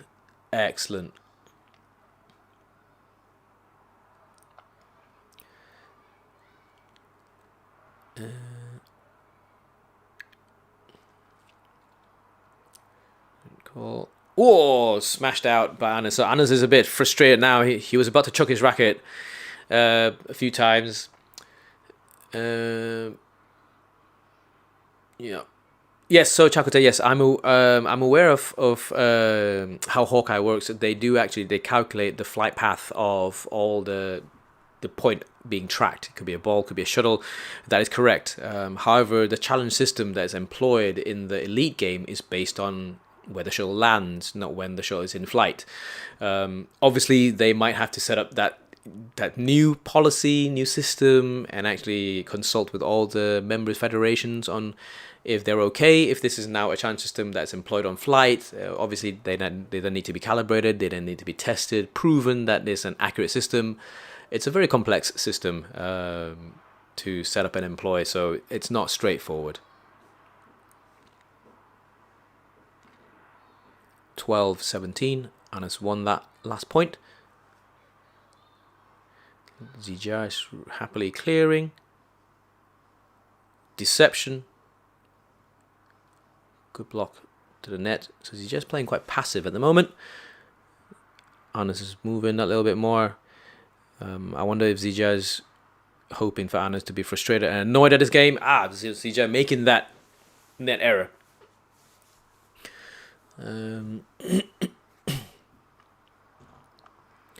So, yeah, who do you think were the two finalists? It's so hard to call. I did my prediction video last weekend. My two favorites were Viktor and Zii Jia actually lost today, so we shall see. But two of my other dark horses are actually in playing right now. So I said Zii Jia is a dark horse, Annas is a dark horse, and Kunlavut is a dark horse. So yeah. Right, so now things are getting a bit spicy on court. 14-17, Annas has won the last 2 points. It's now a bit tight. It's very believable now. Zii Jia, I think, needs to... He might have lost his focus a little bit there. He got a net cord. Being brave to play the net when Annas is in front. You know, again, it's a mental discipline. Really believe in yourself. Wow, that is tight.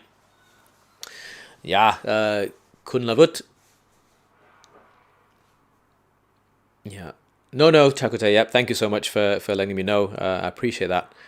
And yes. 18-14. We are 18-14. Good rally, actually. So, from both players using the full width and length of the court.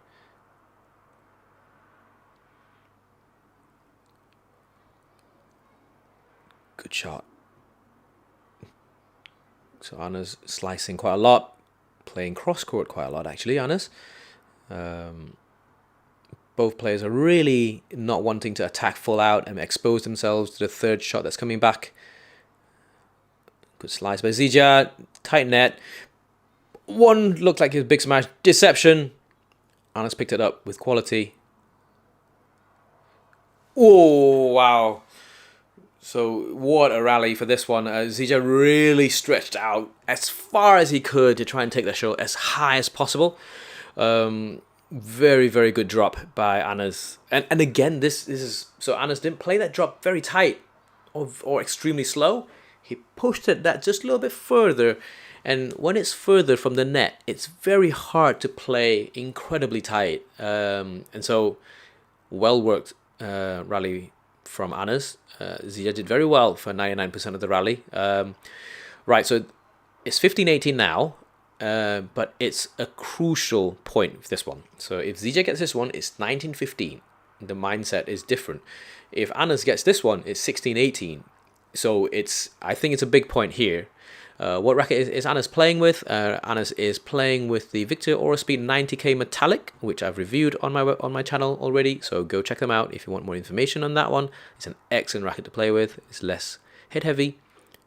Zii Jia is playing with a Sledgehammer instead of Victor Thruster Yuga Metallic.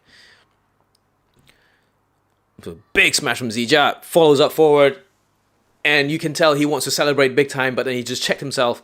Because of that discipline, you know, it's not over yet. It's not over. Big smash into the body. Zii Jia felt like he wanted to celebrate, and then just no, not yet. He got to cross the line first. Zii Jia's on fire. Well, we need to see the last 2 points. He needs 2 more points just to make it happen.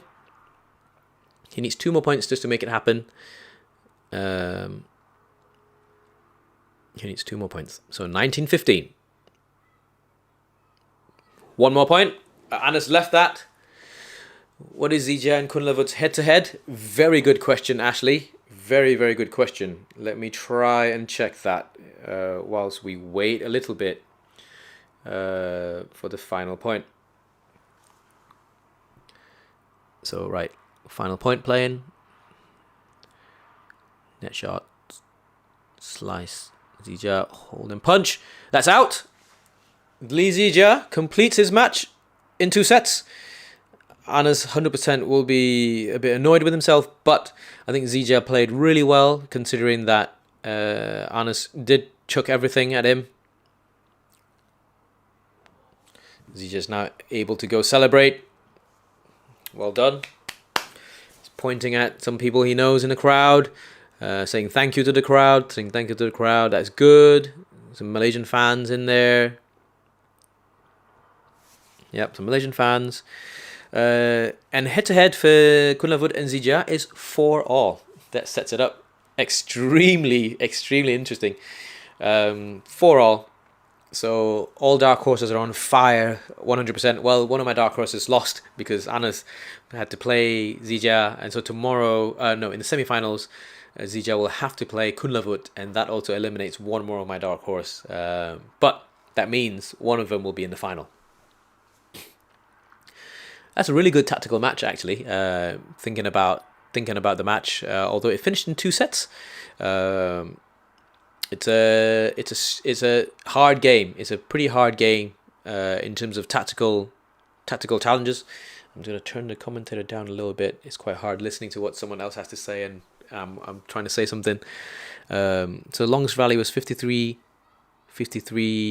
shots, 32 shuttles changed, so almost 3 tubes. Talking about the shuttles, it's the Yonex F90 tournament shuttles. It's an excellent shuttle. I really love the extra pink tape that is put on for that. So that was pretty incredible. Low versus Axelsen. What do you think? It depends on how Ken Yu is playing. So I watched Ken Yu. I was on a live stream as well, like this. Ken Yu versus Li Shifeng yesterday, and he made Shifeng looked like it was in a different class. Ken Yu played incredibly well, very disciplined again with his attacking play. Is not going all out. So I think Ken Yu's almost becoming like Zii Jia. So Ken Yu has incredible speed. Lots of power as well, but he now chooses to not use them all the time. Like, you have to pick and choose when you attack. You can't just randomly decide to send one down the line and then you will be in trouble straight away. But knowing Viktor is incredibly resilient. Like, he is again also a very big game player. Big tournament player. You don't become multiple time world champions. You don't become Olympic champion. You don't win almost every other tournament ever out there if you're not strong. And strong, not only physically strong, mentally exceptionally strong.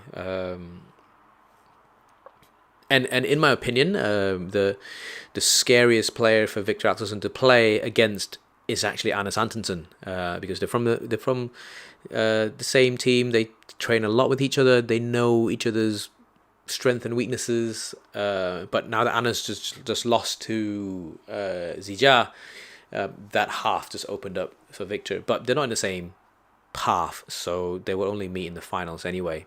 But you still have to win your rounds to get to the crunch matches.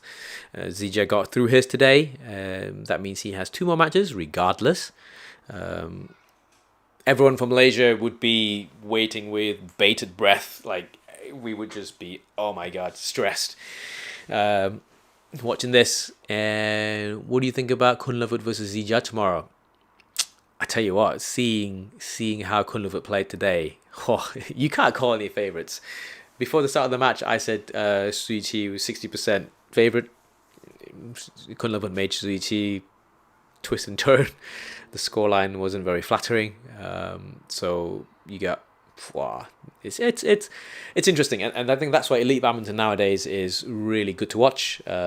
It's super fun. Very different styles. Zii Jia with Anas, Kunlavut with Zii Jia, very different styles, contrasting styles, and that's why it's so good to watch. Right, let me see. Let's catch up with the chat a little bit. Do you think one day break for Zii Jia and Anas make them less sharp today? No, I don't think so, because they train anyway. Most of the time, even when they're playing a match, they train. Probably some of them, what time is it now? So it's just 9 o'clock, so they probably won't train now, but then they probably would have trained this morning. Had a light training session and then came in and played the match. So I don't think it impacts them. one less day playing is probably an advantage because they're fresher in that sense. And for Phoenix, don't you think that the pink tape on the shoulders are a bit annoying? The player used a very dark tape. I don't think so. The players have had enough time to train with them, to practice with them. Yeah, and all players play with the same shuttle, so it's fair. So I cannot see that being an issue at all. And yeah, who do you think will win? Oh, it's very hard to tell. Do you like Lowe's playing style compared to his World Championship aggressive play style? I actually think his style now is better because it exposes him less to counterattacks, to putting himself in bad positions. He actually is a lot more balanced for the third shot, for the fifth shot. He's able to pick up more shuttles as opposed to his ultra attacking style, similar to the 2021 All England Zii Jia. I think they're a more complete player now. But then players develop at different rates. You have to sometimes go one step back to go two steps forward. It's very hard to tell. Right. So how long have we been on? I think we've been on just about almost 2 hours. So 2 hours now. Let me check some messages. Is anyone staying for the Viktor versus Kenyu match?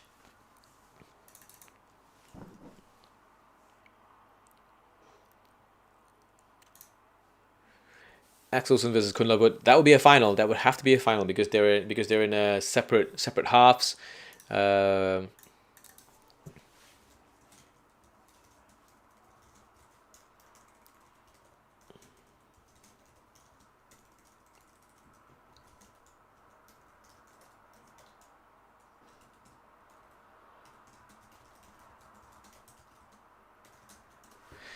Right. Okay. So in that case, I wasn't planning on streaming or live commentating or just chatting over Viktor versus Kenyu's match. But seeing as we do have a few minutes, because the match would not start until, hang on, what day are we doing it? So 5 minutes. So we do have 5 minutes. Let me quickly go and grab a drink or something to eat. I will come back up and I will continue the stream. So I will continue the stream. So, but stay with me and I will be back in a bit. We'll see you in a bit.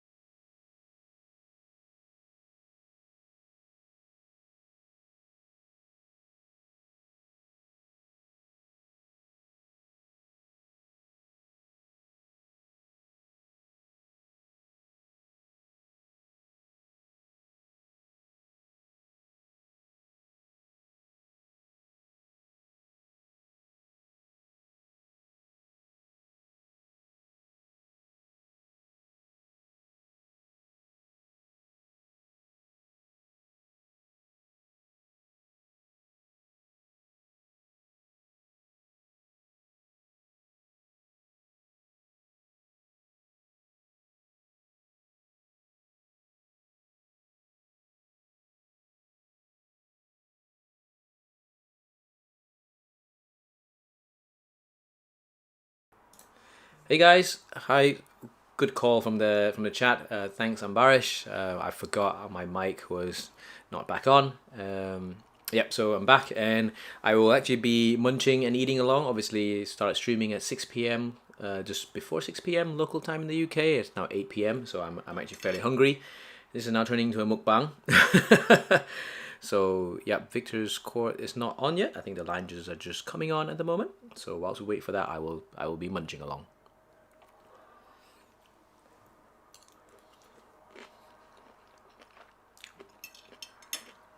What am I eating? Having nasi lemak actually. It's having nasi lemak. Homemade nasi lemak is the best thing ever. This is nasi lemak. And yep, so we've got some fried chicken, we've got some sambal going, we've got some sambal prawns going, we've got some anchovies, deep fried anchovies, got some cucumbers going on. Celebrating the Zii Jia win the Malaysian way. Nasi lemak.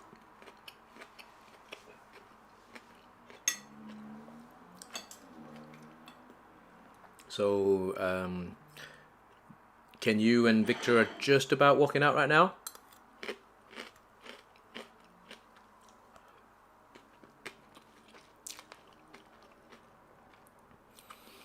So, my prediction is actually still on target. So, I had 5. So, 2 slightly more heavier favorites. Victor and Zii Jia were my top 2. And then I had 3 dark horses. I had Zii Jia, I had Anas, and I had Kunlavut. Obviously, Kunlavut just beat Zii Jia. Obviously, we have Victor on now with Ken Yu. And obviously, Zii Jia just beat Anas as well. So, but for the rest of it, just go watch my prediction video. My mixed doubles predictions came through, came correct today. So with Zheng Siwei Huang Yangchong winning that, so that was pretty cool. And Abiani, yep. So Kunlavut just played incredibly well. He managed to limit what Zii Jia could do with Zii Jia's attack. So he was pretty solid. And so now obviously he'll play Zii Jia. And yes, Shu, Ken Yu was excellent when he was playing against Li Shifeng. That was really solid performance from Ken Yu. If he plays like that, I think it'll be quite dangerous for Victor. So Victor is always happy to lead. Hi Edward, good to see you. Thanks for joining us. Victor is the type of player who's happy to lead in both games. You know, happy to take the lead and actually apply pressure from there. He does get a bit uncomfortable having to chase oftentimes in matches. But yeah, so Ken Yu's sneakers, I believe, is the Li Ning DF01 Max. Not often we can get them. I don't think we can get them in Europe. So this is Asia, Central Asia model. I really like the top-down cam as well. So the top-down camera is pretty great.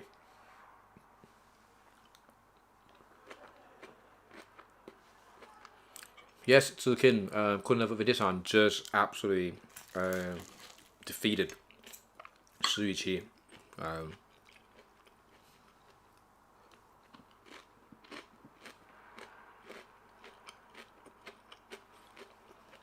Phoenix can buy the F90 shuttles. You can in Japan, but certain retailers from Japan do also ship internationally, so you can actually buy F90 shuttles. They're excellent shuttles. The shuttles are only used in 4 tournaments, as far as I'm aware. The Olympics, the All England, the Yonex All England, the Yonex Japan Open, and the World Championships. So only 4 tournaments, as far as I'm aware.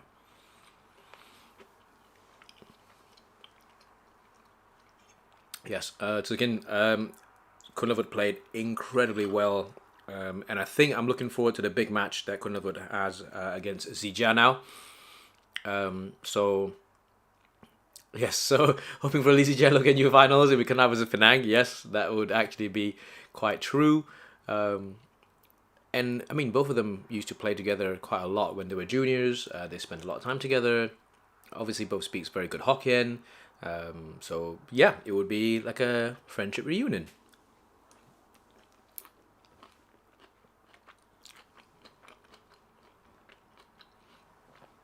Hi, Armored Core. Rackets are categorized into 3 main categories. Generally, yes. I think it's more for more for players, more for consumers to try and differentiate what's what and make easier purchasing decisions, really.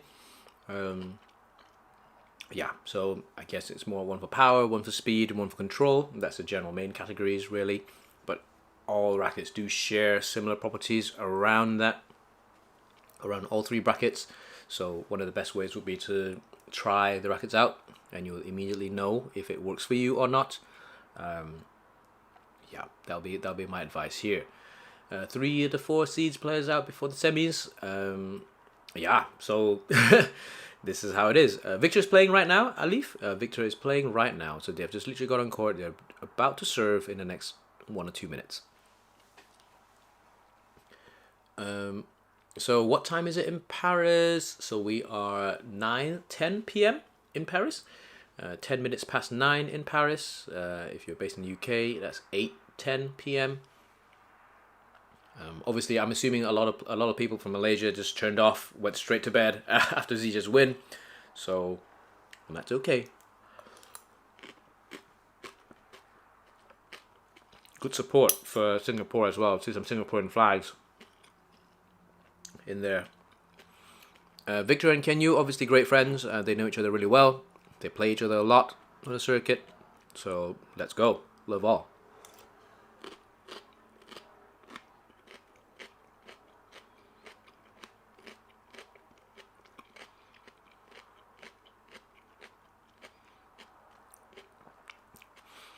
So the first rally, Kenyu took it fairly chill, in my opinion. Generally, first rallies, players use to probe each other, find out what the drift is like, find out how each other is sharp or not, get a little feel on how mentally strong they are they nervous, are they stressed? But Kenyu just looked super chill. Victor just won that second rally, half-court smash, put it down on the floor. On Kenyu's chair is Coach Kevin, whom he worked with to win his World Championships, so World Championship title. So they work really well. And obviously Victor winning the third shot, third point, 2-1. Victor is obviously elite at his attacking game. You know, he comes down, the shuttle comes down from a really steep angle. If you've never been to watch a professional level tournament, I really recommend you to, because when Victor hits it, it sounds very different. The 2 players that really have a different sound from the shuttle is Victor and Zii Jia. So when they both hit it correctly, well timed, it is pure bliss. It sounds absolutely amazing. Final Lindan versus Lee Chong-wei. That was 2008, a few years ago. Now it'll be a different Lindan versus Lee Chong-wei, I guess. Big smash from Kenyu. Down the middle. Good slice as well. Good slice, deep drop. As a taller player, perhaps Victor would struggle a little bit more compared to a normal height player. Getting down, coming up, getting down, coming up. But Victor has proved himself over the years. He's worked very, very hard on his mobility and his agility. He's incredibly fast for a taller player. Physically, incredibly strong. Moves really well. For those of you who have not watched Victor's recent vlogs, very well produced vlogs by the way, and he mentioned that he wears different sizes shoes. So he's gone to his podiatrist, he measured it, and then it turns out his one side of the foot is shorter than the other, so he's 1 centimeter down on one foot, so he wears different sizes shoes. I guess exactly the same like David Beckham. David Beckham also is one size smaller than the other. Big attack from Victor down the line, on his sideline, but attacks down the middle, so it's pretty impressive. 5-3 now. Many players here showing gold medal winning performance. Absolutely, yep, you cannot predict this at the moment. You have to take it match by match. It's really on the day. On paper, there's no point comparing on paper. You still have to beat your opponent on the day, so it's all down to the day.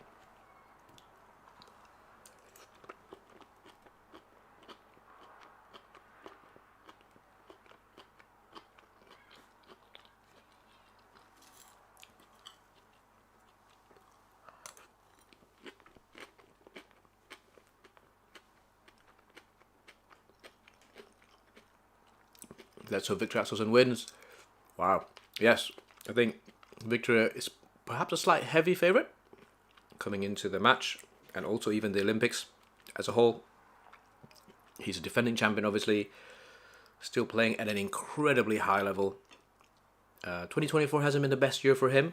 He's had some injury issues, but he knows how to be a big game player. He is a big game player. He'll be able to turn it around. So this rally is a good rally at 6-2.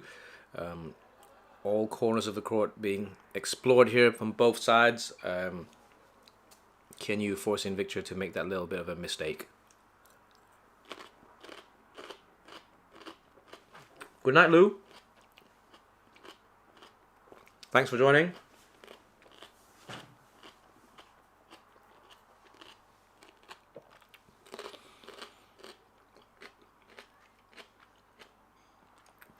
Final Viktor versus Zii Jia. Yep, they all have to win their matches. I've made my prediction video, so 100% go check it out. Oh, that's a really good question. Is this going to be Viktor's last Olympics? Oh, that's a good one. That's a really good one. This is Viktor's third Olympics, I believe. I think Viktor would want to be in Olympics when he can win it. I don't think he's the type of player to just be there because he can. He wants to be able to challenge for the win. And I think if he's still playing at a very good level, I think he might not even make that decision right now. He's not that old, actually. Men's singles, perhaps, probably yes, in men's singles terms. But Cho Tin-chun, look at him, still playing at an incredibly high level. And I believe he's 4 years in front of Viktor. So I think it's doable. Maybe come 1 year before the qualifying period, and Viktor is injury-free, playing free-flowing. Yeah, so I can't tell. I will actually ask him when I next see him next time round. Can you just needing some doctor attention at the moment? Blood treatments, blood injuries needs to be treated. So just telling them that, right, they need to tape it. Obviously, as the players dive, it's going to come off, but they will just need to keep replying.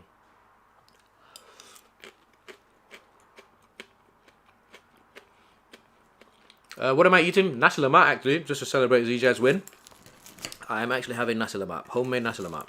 Absolutely amazing.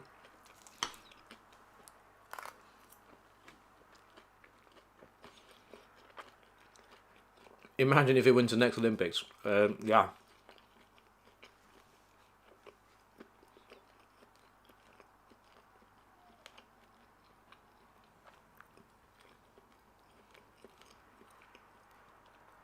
So, the person in white is, I believe, is Girish Natu.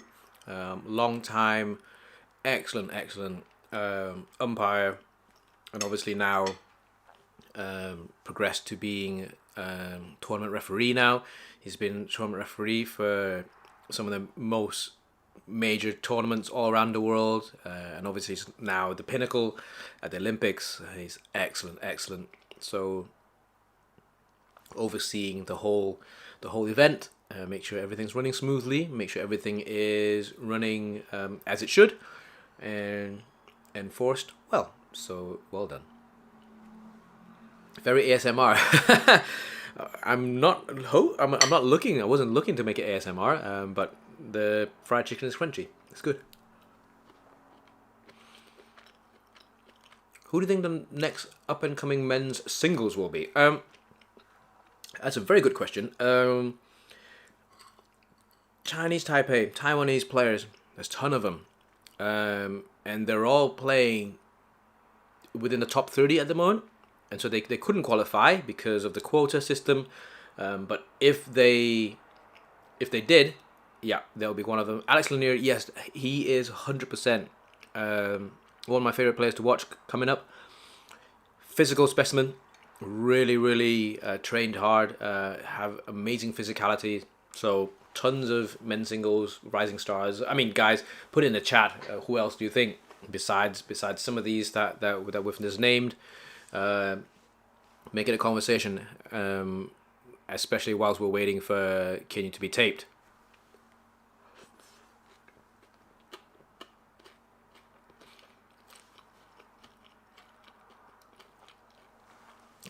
Zii Jia. I seem to. Where did I last see him? Actually, I actually can't remember immediately. Where have I seen him play? Jianghua. Hi Jianghua, not seen you for ages. Wow. Okay.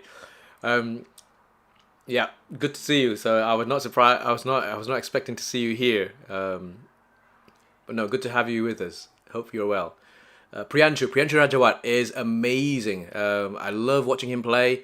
Priyanshu is a classy player as well. He's always calm looking. I really enjoy watching Priyanshu play. I think he will be one of the next top Indian players. There's plenty of Indian talent coming through. So he will have to fight to get in that spot. Right, okay, so we're now back with the action. Can you just flat lift it out from the forehand side? I think at this level, cheap points is very wasteful. So I think Kenyu needs to watch out for that a little bit more. Again, so there's not... He just put one in the net at the front. Viktor does play a bit longer nets. So oftentimes Viktor just try and push his net shots just a little bit deeper, as we've mentioned in the first two matches. We talked about Kunlavut playing very deep in the forecourt area. It's very hard for your opponents to play tight shots if your shots are slightly deeper. If you play your net shots around to the service line, it's very hard to then play a very tight net shot back. Kenyu's just done 2 or 3 mistakes like that. Cheap points, his last one being lifted out. So Viktor's just mopping these points up.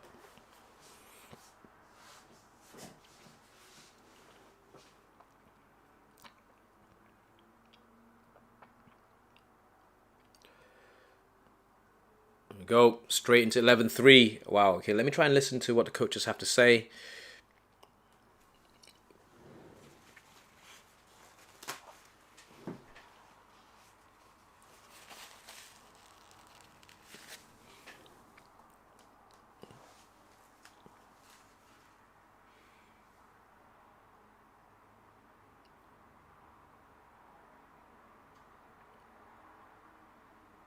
I'm just listening to Coach Kevin. Hang on, guys.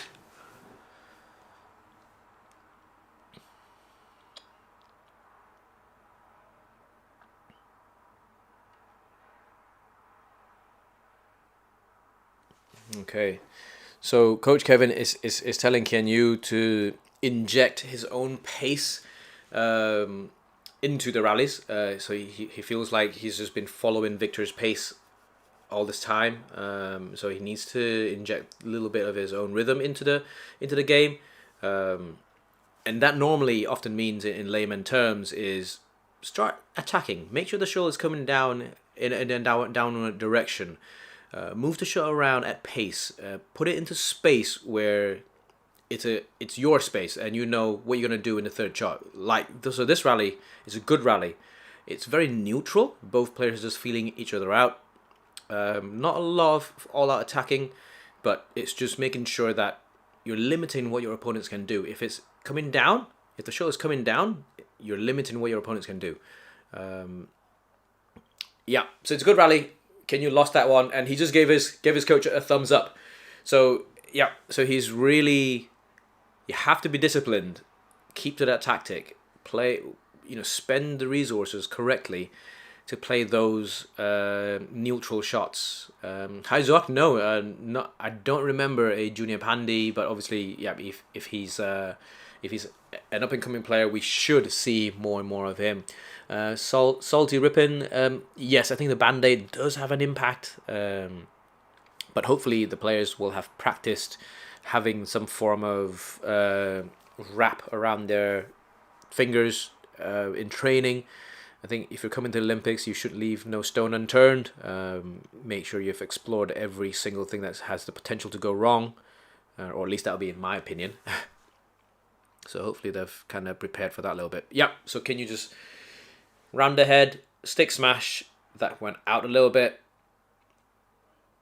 Viktor is so hard to play against. That is absolutely correct, because the guy is solid as in, the guy's a proper unit.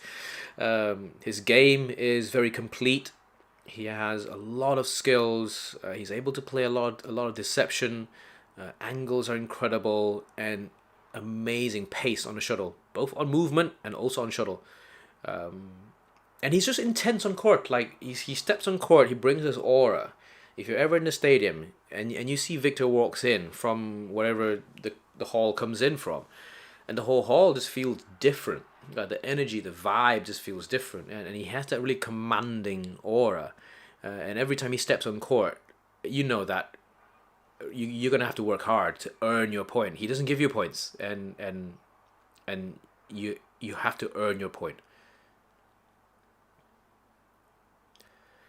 And so the last loss that I've watched live in person was actually Thomas Popov beating Viktor at the semi-finals of the European Championships.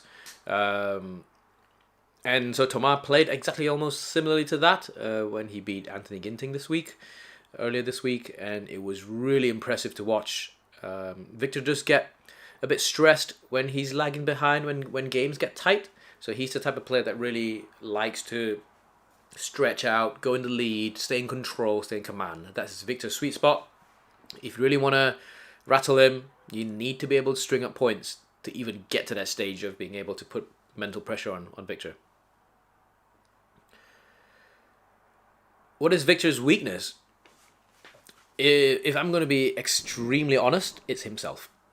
I think the only weakness really I can see from Viktor's game is the mental pressure he has on him, but then also at the same time, when things are getting tight, when things don't go his way, I think he's... Oh, my stream just literally broke. Sorry, just going back to Viktor's weaknesses. Yep, so there's some gaps in his mind. So I said before, Viktor's biggest opponent, in my opinion, is actually Antonsen, because Anders plays that psychological warfare and the mind games really well. And Viktor's such a stand-up guy. He's such a straight and honest person that when the psychological game gets intense, he's not comfortable with that, and you can see it. And so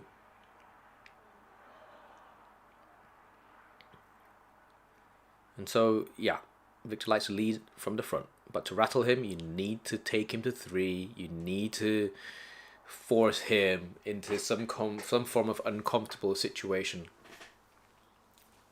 So hang on, let me look at the chat a little bit. Frustration. Yep.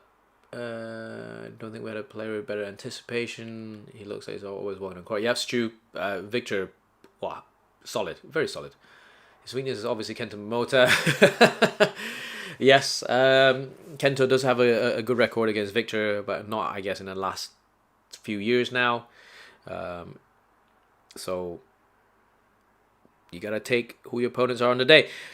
Exactly like this rally just showed. 16-10. Viktor was under pressure all the time, managed to weather the storm. Kenyu had a massive smash. Viktor managed to return it with good quality, and then Kenyu then makes the errors on the drop shot there. So yeah, so it's really solid from Viktor here. Not a lot of gaps in his game. Not a lot of gaps.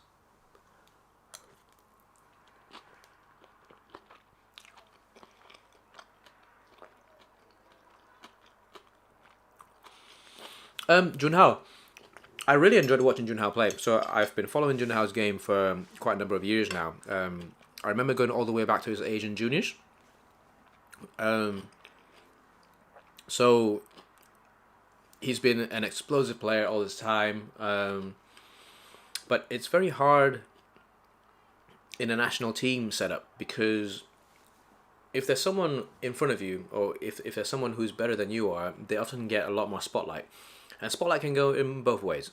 So spotlight in training means your coaches pay more attention to your teammate, less you, and then your development is then limited because you don't get as much attention. But then also at the same time, because of that, then you lag behind even further because they get more time, they get more attention. And yeah, so I've always loved watching Junhao play. He's such an explosive player, but because he's an explosive player, his game plan does carry that higher risk because he's an attacking player. As soon as players can nullify your attack, then you're in trouble straight away. But hopefully, I was hoping to be able to see more of his gameplay. But with the current situation in badminton, where obviously only the top players in your country can qualify, you have to get up to the very top to be able to play like the Olympics, to be able to play the right tournaments. So yeah, it's a complex situation, but Junhao is very good to watch actually.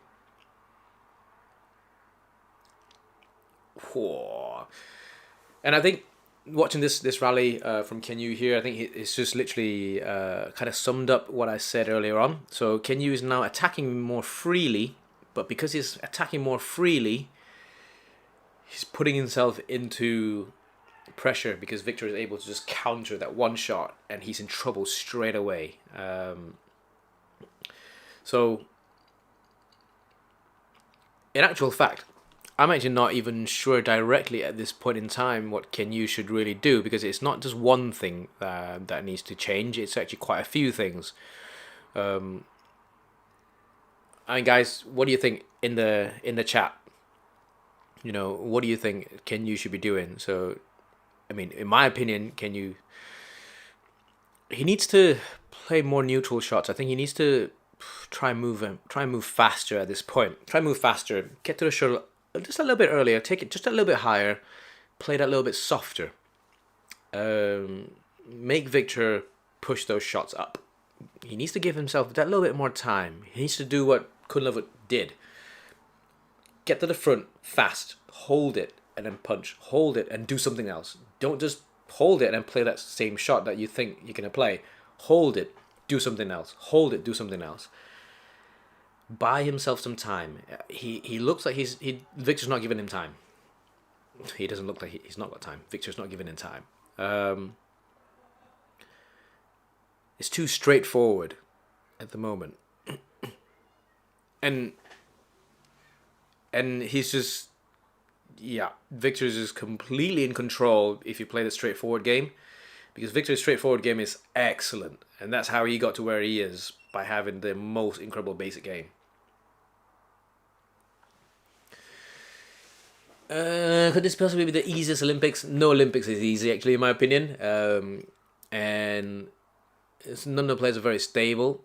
I wouldn't say none of the players are very stable. It's actually because the game styles are changing so fast, and the players and opponents are developing at different rates. Everyone's coming in with a different style. So traditionally, you see most players with similar style is either attacking or defensive style. Nowadays, you see so many. You have Zii Jia, you have Laksha, you have Kunlavut, you have Viktor, you have Kenyu, you have Anas, you have Antonsen, you have Ginting, you have Jojo. Everyone plays with a completely different style. And so it's interesting, and that's why badminton is open. And I like that it's open, because you cannot really predict who's going to win, because there's so much nuance in that game, and there's so much tactical differences. And it doesn't mean that on paper, you're world number one, you can win most of the time. Kunlavut very clearly showed today. The best player in the first half of the season, first 6 months, Zii Jia just lost to Kunlavut today. Like, it was, Zii Jia just looked lost. Like, Zii Jia at one point was telling his coach, like, look, I can't do anything. So yeah. Badminton is in a very interesting position right now. I think it's a very luxurious position, privileged position, and they need to continue building on that, because having a diversity in styles is really cool to watch. Really, really cool to watch. Kunlavut is a big game player, 100%. Salty ribbon, 100%. Frederick, he looks off his game. I think for every player, it's almost impossible to play top form every single match. It's very hard to do so. It's probably impossible, really. I think all players just try to keep their level and try and peak at the right time. Often what I say is, it's not how you start, it's how you finish. The Olympics is a 9 to 10 day affair, which is double the length of a usual World Tour tournament. And so players need to sustain themselves for a longer period. And so how do they actually manage that adrenaline? How do they manage that thought process, the mindset as well, the confidence? Yeah, and that's why it's very interesting to watch.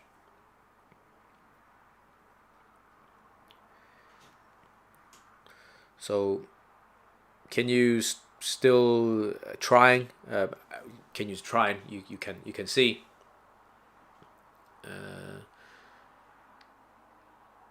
Frederick Lise is going to dominate anyways. Aku, yeah, Lise is going to rock. I hope so. I hope so. I think if Zii Jia wins the whole thing, yeah, Malaysia would go crazy, and it'd be excellent as well.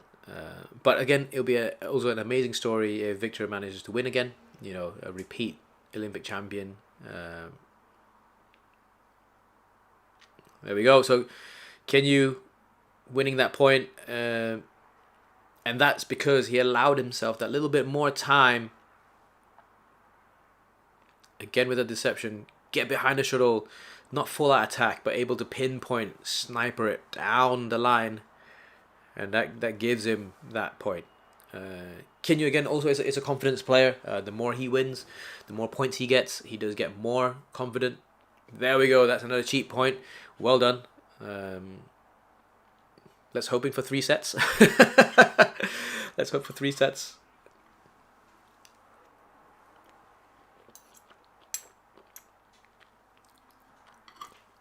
I'm going to go back to eating.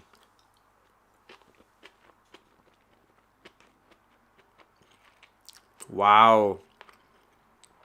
What defense from Kinyu. Viktor now gets a net cord. Whoa, okay. Total domination from Viktor. Completely unfazed. And this is why it's scary to play Viktor, because nothing phases him.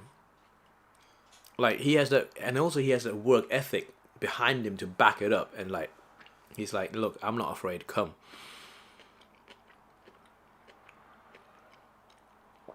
Can you attack in? So Viktor playing long into court, not a lot of soft shots. Oh, Kinyu punch clear and it's out.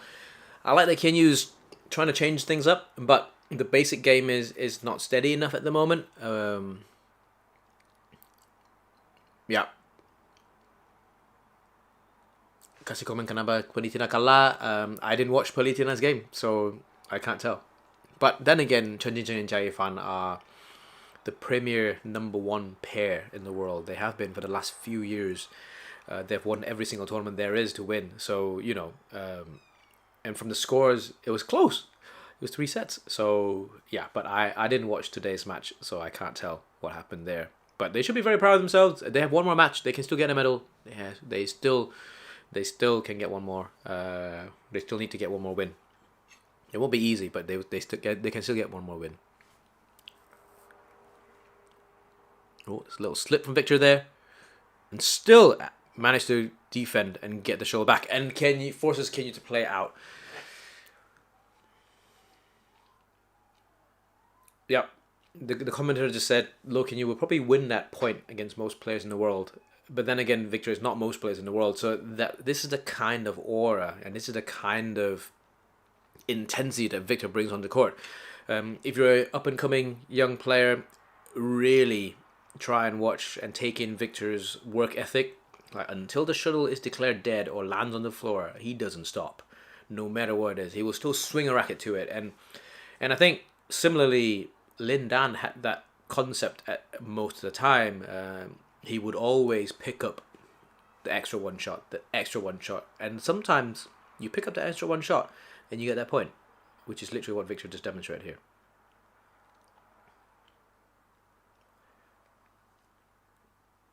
So 6-4 to Viktor. So Viktor's now playing with the drift. He just lifts it out.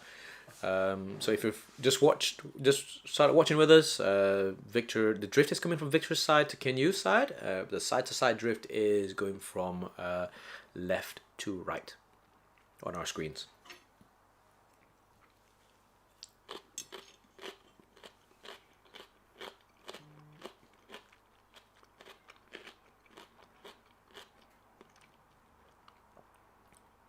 Pwah. Right, so Kinyu's done quite a few smashes, quite a few attacking plays now. Now it's Viktor's turn to attack, and now Kinyu just the shoulder stood on top of the net. 6-all. One of the dumbest sayings is still true. Yes, in ball game sport, you gotta keep getting it across your opponent's side, no matter how you do it, and that applies for tennis, badminton, whatever one-on-one sport you play. How do you know about the drift? So you can often tell when players are lifting. So on one side, most of the players tend to lift out, because if you're coming with the drift, it's very hard to lift. Very hard to control the length. So on one side, most of them will lift out. At the start of the Olympics, the drift was going from where the camera is, going towards into the camera. But over the last 2 days, it's the other side, the other way around.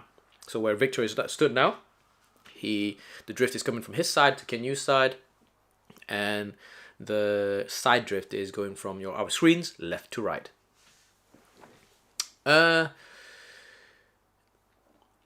What is your take on Laksha? Laksha's playing well. Laksha's playing really well. He's prepared well. He's been training in France for quite a while before the Olympics starts. He also had a little mini sparring session, training camp with the Popov brothers at their club. So Laksha's playing really well. He's certainly one of the top players for India at the moment, and he again feeds on confidence as well. He's a really confident player. Really nice person to talk to as well. Always gives a lot of time. Excellent player.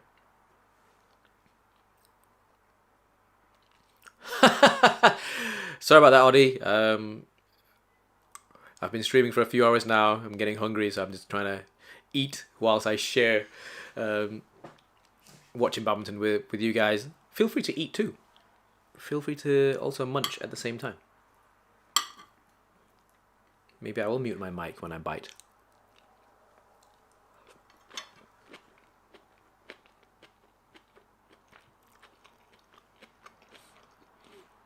No, I'm glad you loved it. Can Vitidsarn win gold? Yes, 100%. But he still needs to win 2 more matches to win gold.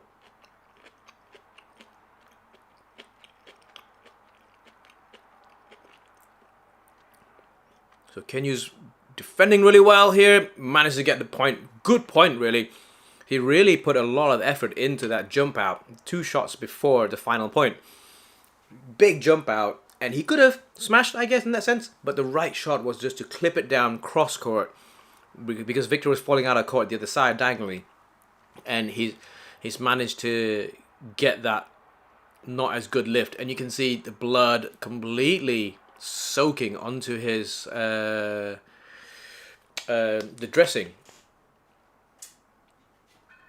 And so Viktor is getting a bit frustrated because of the delay in game. So Viktor's again, these little things will annoy Viktor. So Viktor is a player that really likes free flowing games.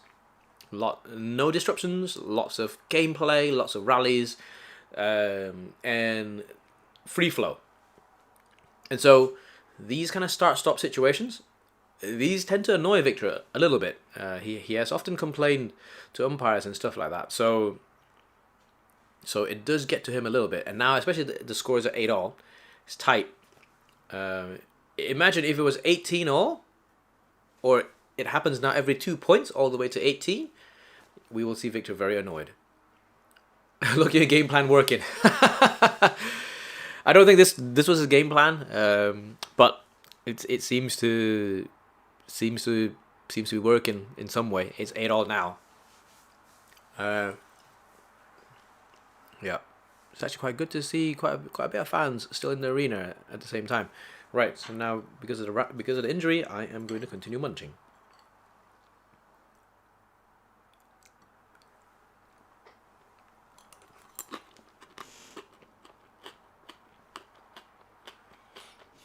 So we can't see off the shot at the moment. I'm assuming Girish just went over to speak to Viktor. If anyone's in the hall, can you confirm that?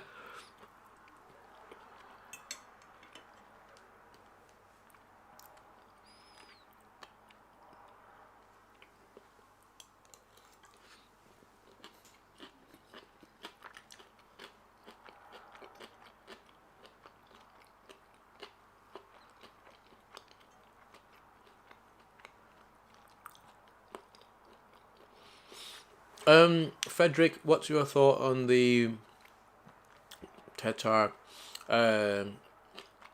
So I've seen her play before. She's good. She's a good player. But I think it's very tough at the World Tour if you're playing without a team. There's some individual players who have made it very far. But yeah, I like to see more of her play. She plays well, smooth. So yeah, good player. Okay, so now I think, so can you just lost that point by cross court net shot? So Kenyu does need to watch out. He needs to keep it tight. He needs to keep the scores tight. If he wants to have a chance, he wants to annoy Viktor, he needs to keep the scores tight. Viktor's just got a net card. What an incredible net.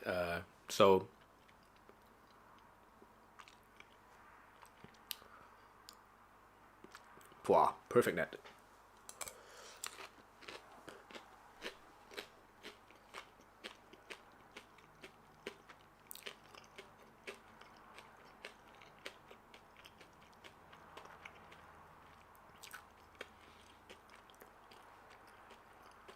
So Kenyu doing very well. Just keeping the show down. Just keeping the show coming in a down direction. Playing neutral. Not full out attack yet because you don't have the gaps. Playing corners. Oh, there's a loose shot. Good pickup. Big smash by Viktor. Well picked up by Kenyu. Straight down again. Cross. Now playing the whippy game. Viktor wins that one. Wow. Okay, so now we're 11-8. I think Kenyu played a lot better now compared to the first set. He was making too many errors in the first set because I think that the drift doesn't help him because he can't lift. That means you're really restricted in what you can and cannot do. Let me see. Can you hear what Coach Kevin is saying?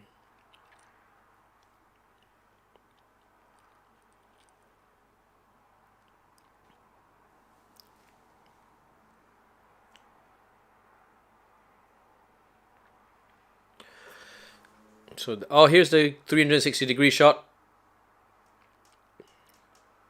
It's a good shot. So Coach Kevin was telling Kenyu to try and surprise Viktor in the rear court. So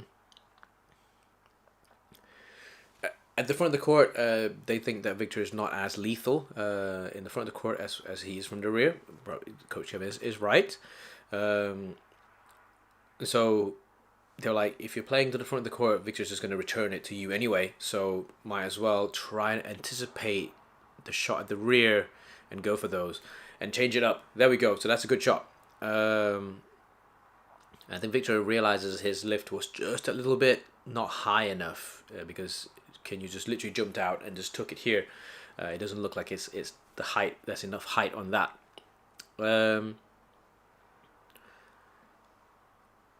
Personally, for me, I would actually say Kenyu needs to attack a little bit wider towards more of the lines. So he's attacking too safe actually. It's too close to the center and it's too close to Viktor's body. Viktor already has a huge wingspan where he can take a lot of the shots without really stepping too much.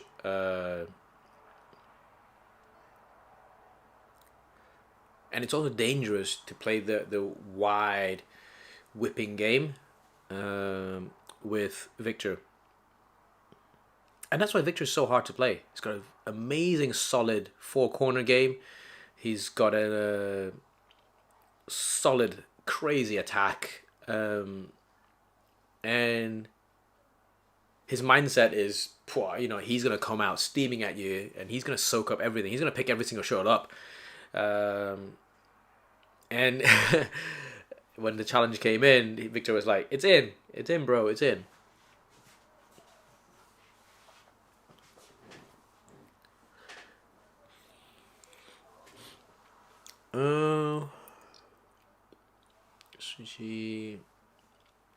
Who do you think have the most good-looking playing style?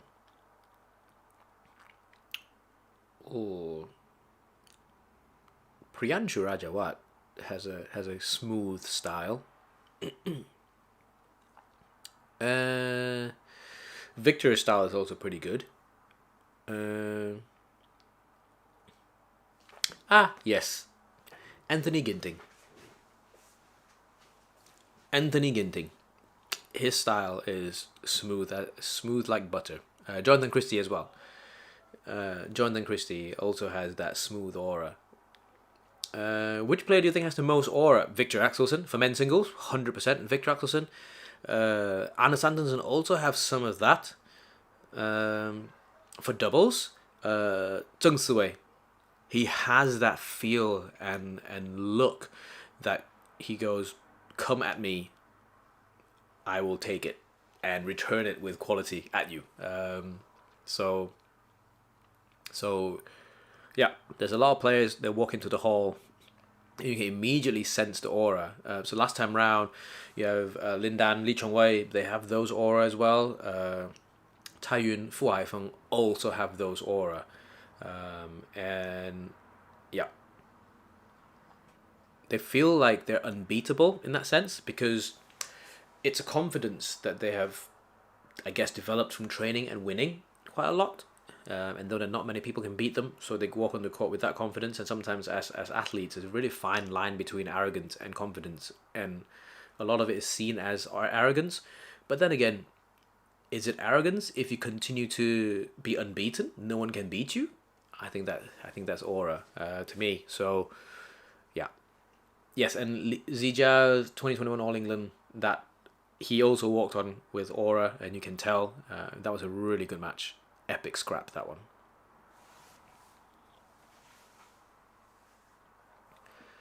Today's underrated player. I don't think they're underrated. They're all elite players. I don't know about you. I expect upsets to happen all the time. The level is so close. Everyone is so close, and it's really down to how they execute on the day. No underrated player. I expect them to bring it all the time.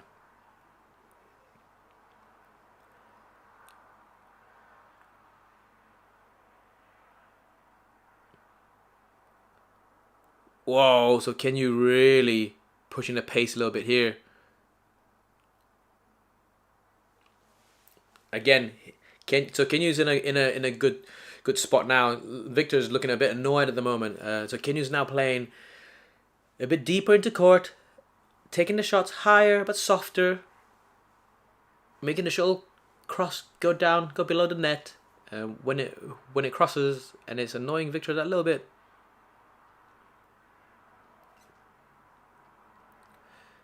There we go, cross court block. Can you play cross? Big smash. Unlucky. Unlucky.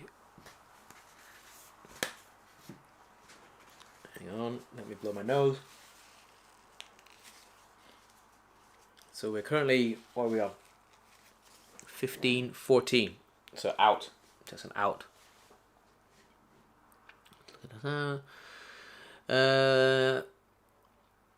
Hi Chen. Yes. So media is kind of now my job actually. Obviously not all on YouTube. So yeah, we're a content house. So we produce a lot of content for organizations and brands. So hence you'll probably see me at some of the tournaments. We produce content for the brands and organizations that's actually involved with the tournaments. We want to promote badminton. So yep, that's a professional role now that I do. And so this is a full-time job now. So I'm based in the UK. Am I watching on Eurosport? I guess so, yes. Discovery Plus. But Discovery Plus and Eurosport are the same thing. So yes, I'm on Discovery Plus. Tall players are really difficult moving on court. But yes, so Victor's worked incredibly hard in terms of his physicality, strength and conditioning, as well as mobility and flexibility. I know he's done a lot of very hard work to be as mobile and as agile as he is. He does a lot of plyometrics as well. So yeah, he takes care of his body big time. He's a real professional. I want to watch 3 sets too, Duck. Yes. But Kenyu needs to stay focused. He needs to. He's just lost 4 points in a row. It was 14-all, and now it's 18-14. The mental discipline really required to play at their level is incredible. So Kenyu's just thinking to himself, thinking about the strategy, thinking about what he's going to play first 3 shots, something like that, and then also really trying to anticipate where Victor's going to return to. And Victor's making sure the court's clean. Obviously, we haven't talked about the equipment yet. So Victor plays with the Astrox 100ZZ, a head-heavy, stiff racket, and Kenyu also with a head-heavy, stiff racket. It's the Leaning X-Force 90 Dragon, which is head-heavy, not as stiff as the 100ZZ. Obviously, I've reviewed both rackets quite a while ago now. The 100ZZ is slimmer, it swings faster in that sense, but the X-Force 90 Dragon does have a bigger racket head at the same time. So, yeah, both slightly different feel as well. So I would 100% recommend checking them out. Most of the men's singles players prefer slightly heavy, stiffer rackets. A, because they're incredibly strong. B, they have good technique and timing. Big smash down from the flick serve. Right, 19-15. So this is a big point. This is a very big point for Kenyu. All decided to thinking about leaving it. Victor flat drived out. A little smile from Victor. He knows that was his simple mistake, unforced error there. 19-16. Yeah, 100ZZ makes the forearm tired very quick. Yes, it's a pretty demanding racket, but it feels incredible if you connect with it. That one massive smash and it sends it. That was good. 20-16 match points. So Victor has 4 match points. Kenyu doesn't look stressed, but I think inside his mind must be racing. But come on, let's calm down. 4 points is not impossible. All the photographers are actually camped out at Victor's end. Victor flicked out. Oh. So I think Victor is just a little bit distracted here. Just a little bit distracted. So when he did the world record attempt, it was strung at his usual tension. Usual strings, usual tension. So I believe it's BG80, and I believe it's something like 31 or 32. Go check out some of the interviews I've had with him. He does say what tension he strings at, and Victor now celebrates, big smash, letting it all out, pointing towards the Danish flag. There's a lot of Danish fans in the crowd. Victor going across and embracing Kenyu. They're good friends of court, and little good handshake. Kenyu thanking the crowd. Victor's just saying, again, as in like more support again tomorrow, more support again next few rounds. It's the crunch rounds now. Fist pumping, saying thank you to the fans, now blowing kisses to the camera from Victor. Yeah, so Victor's a real cool customer. There's a reason why he's Olympic champion, multiple world champions. He spends a lot of time preparing, training, utmost professional, absolute utmost professional, disciplined.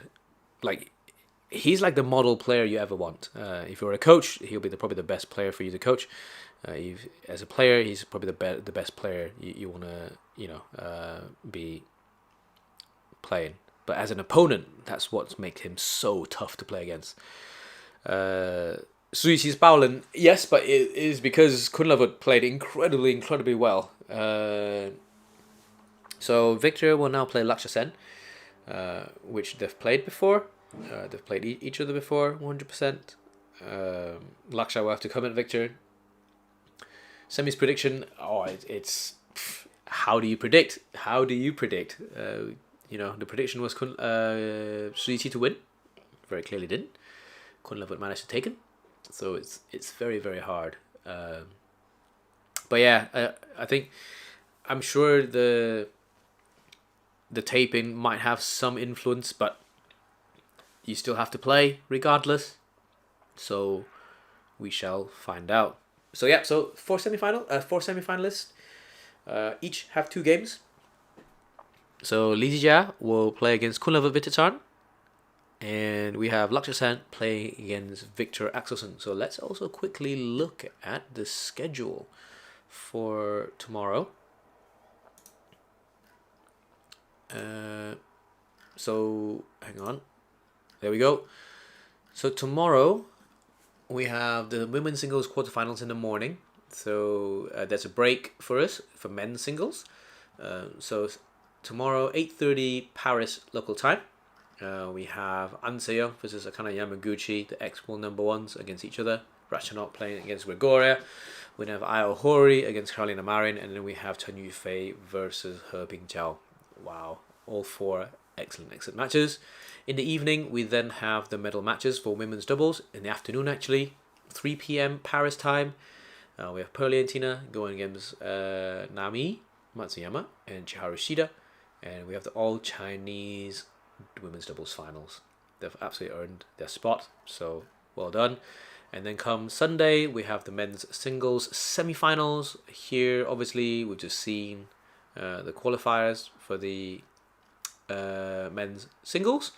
And then we have the women's singles semi-finals here before ending the evening on Sunday night with the men's doubles medal matches. So we have Aaron Chasoik versus Kim Astrup and Anna Skarp Rasmussen before Liang Weikeng and Wang Chang takes on defending Olympic champion Li Yang and Wang Qilin. Obviously on Monday we then have women's singles finals and men's singles finals. So quite a lot of badminton more to come. So tomorrow I'm hoping to be able to stream the women's doubles medal matches. So hopefully I will see you all here.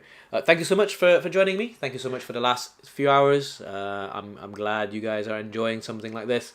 And I'm glad to be able to share this experience with you guys as well. So hopefully for those of you who stayed up to watch Malaysia, it's time for you to go to bed. Good night all, and I will see you sometime tomorrow. See you then. Thank you. Bye.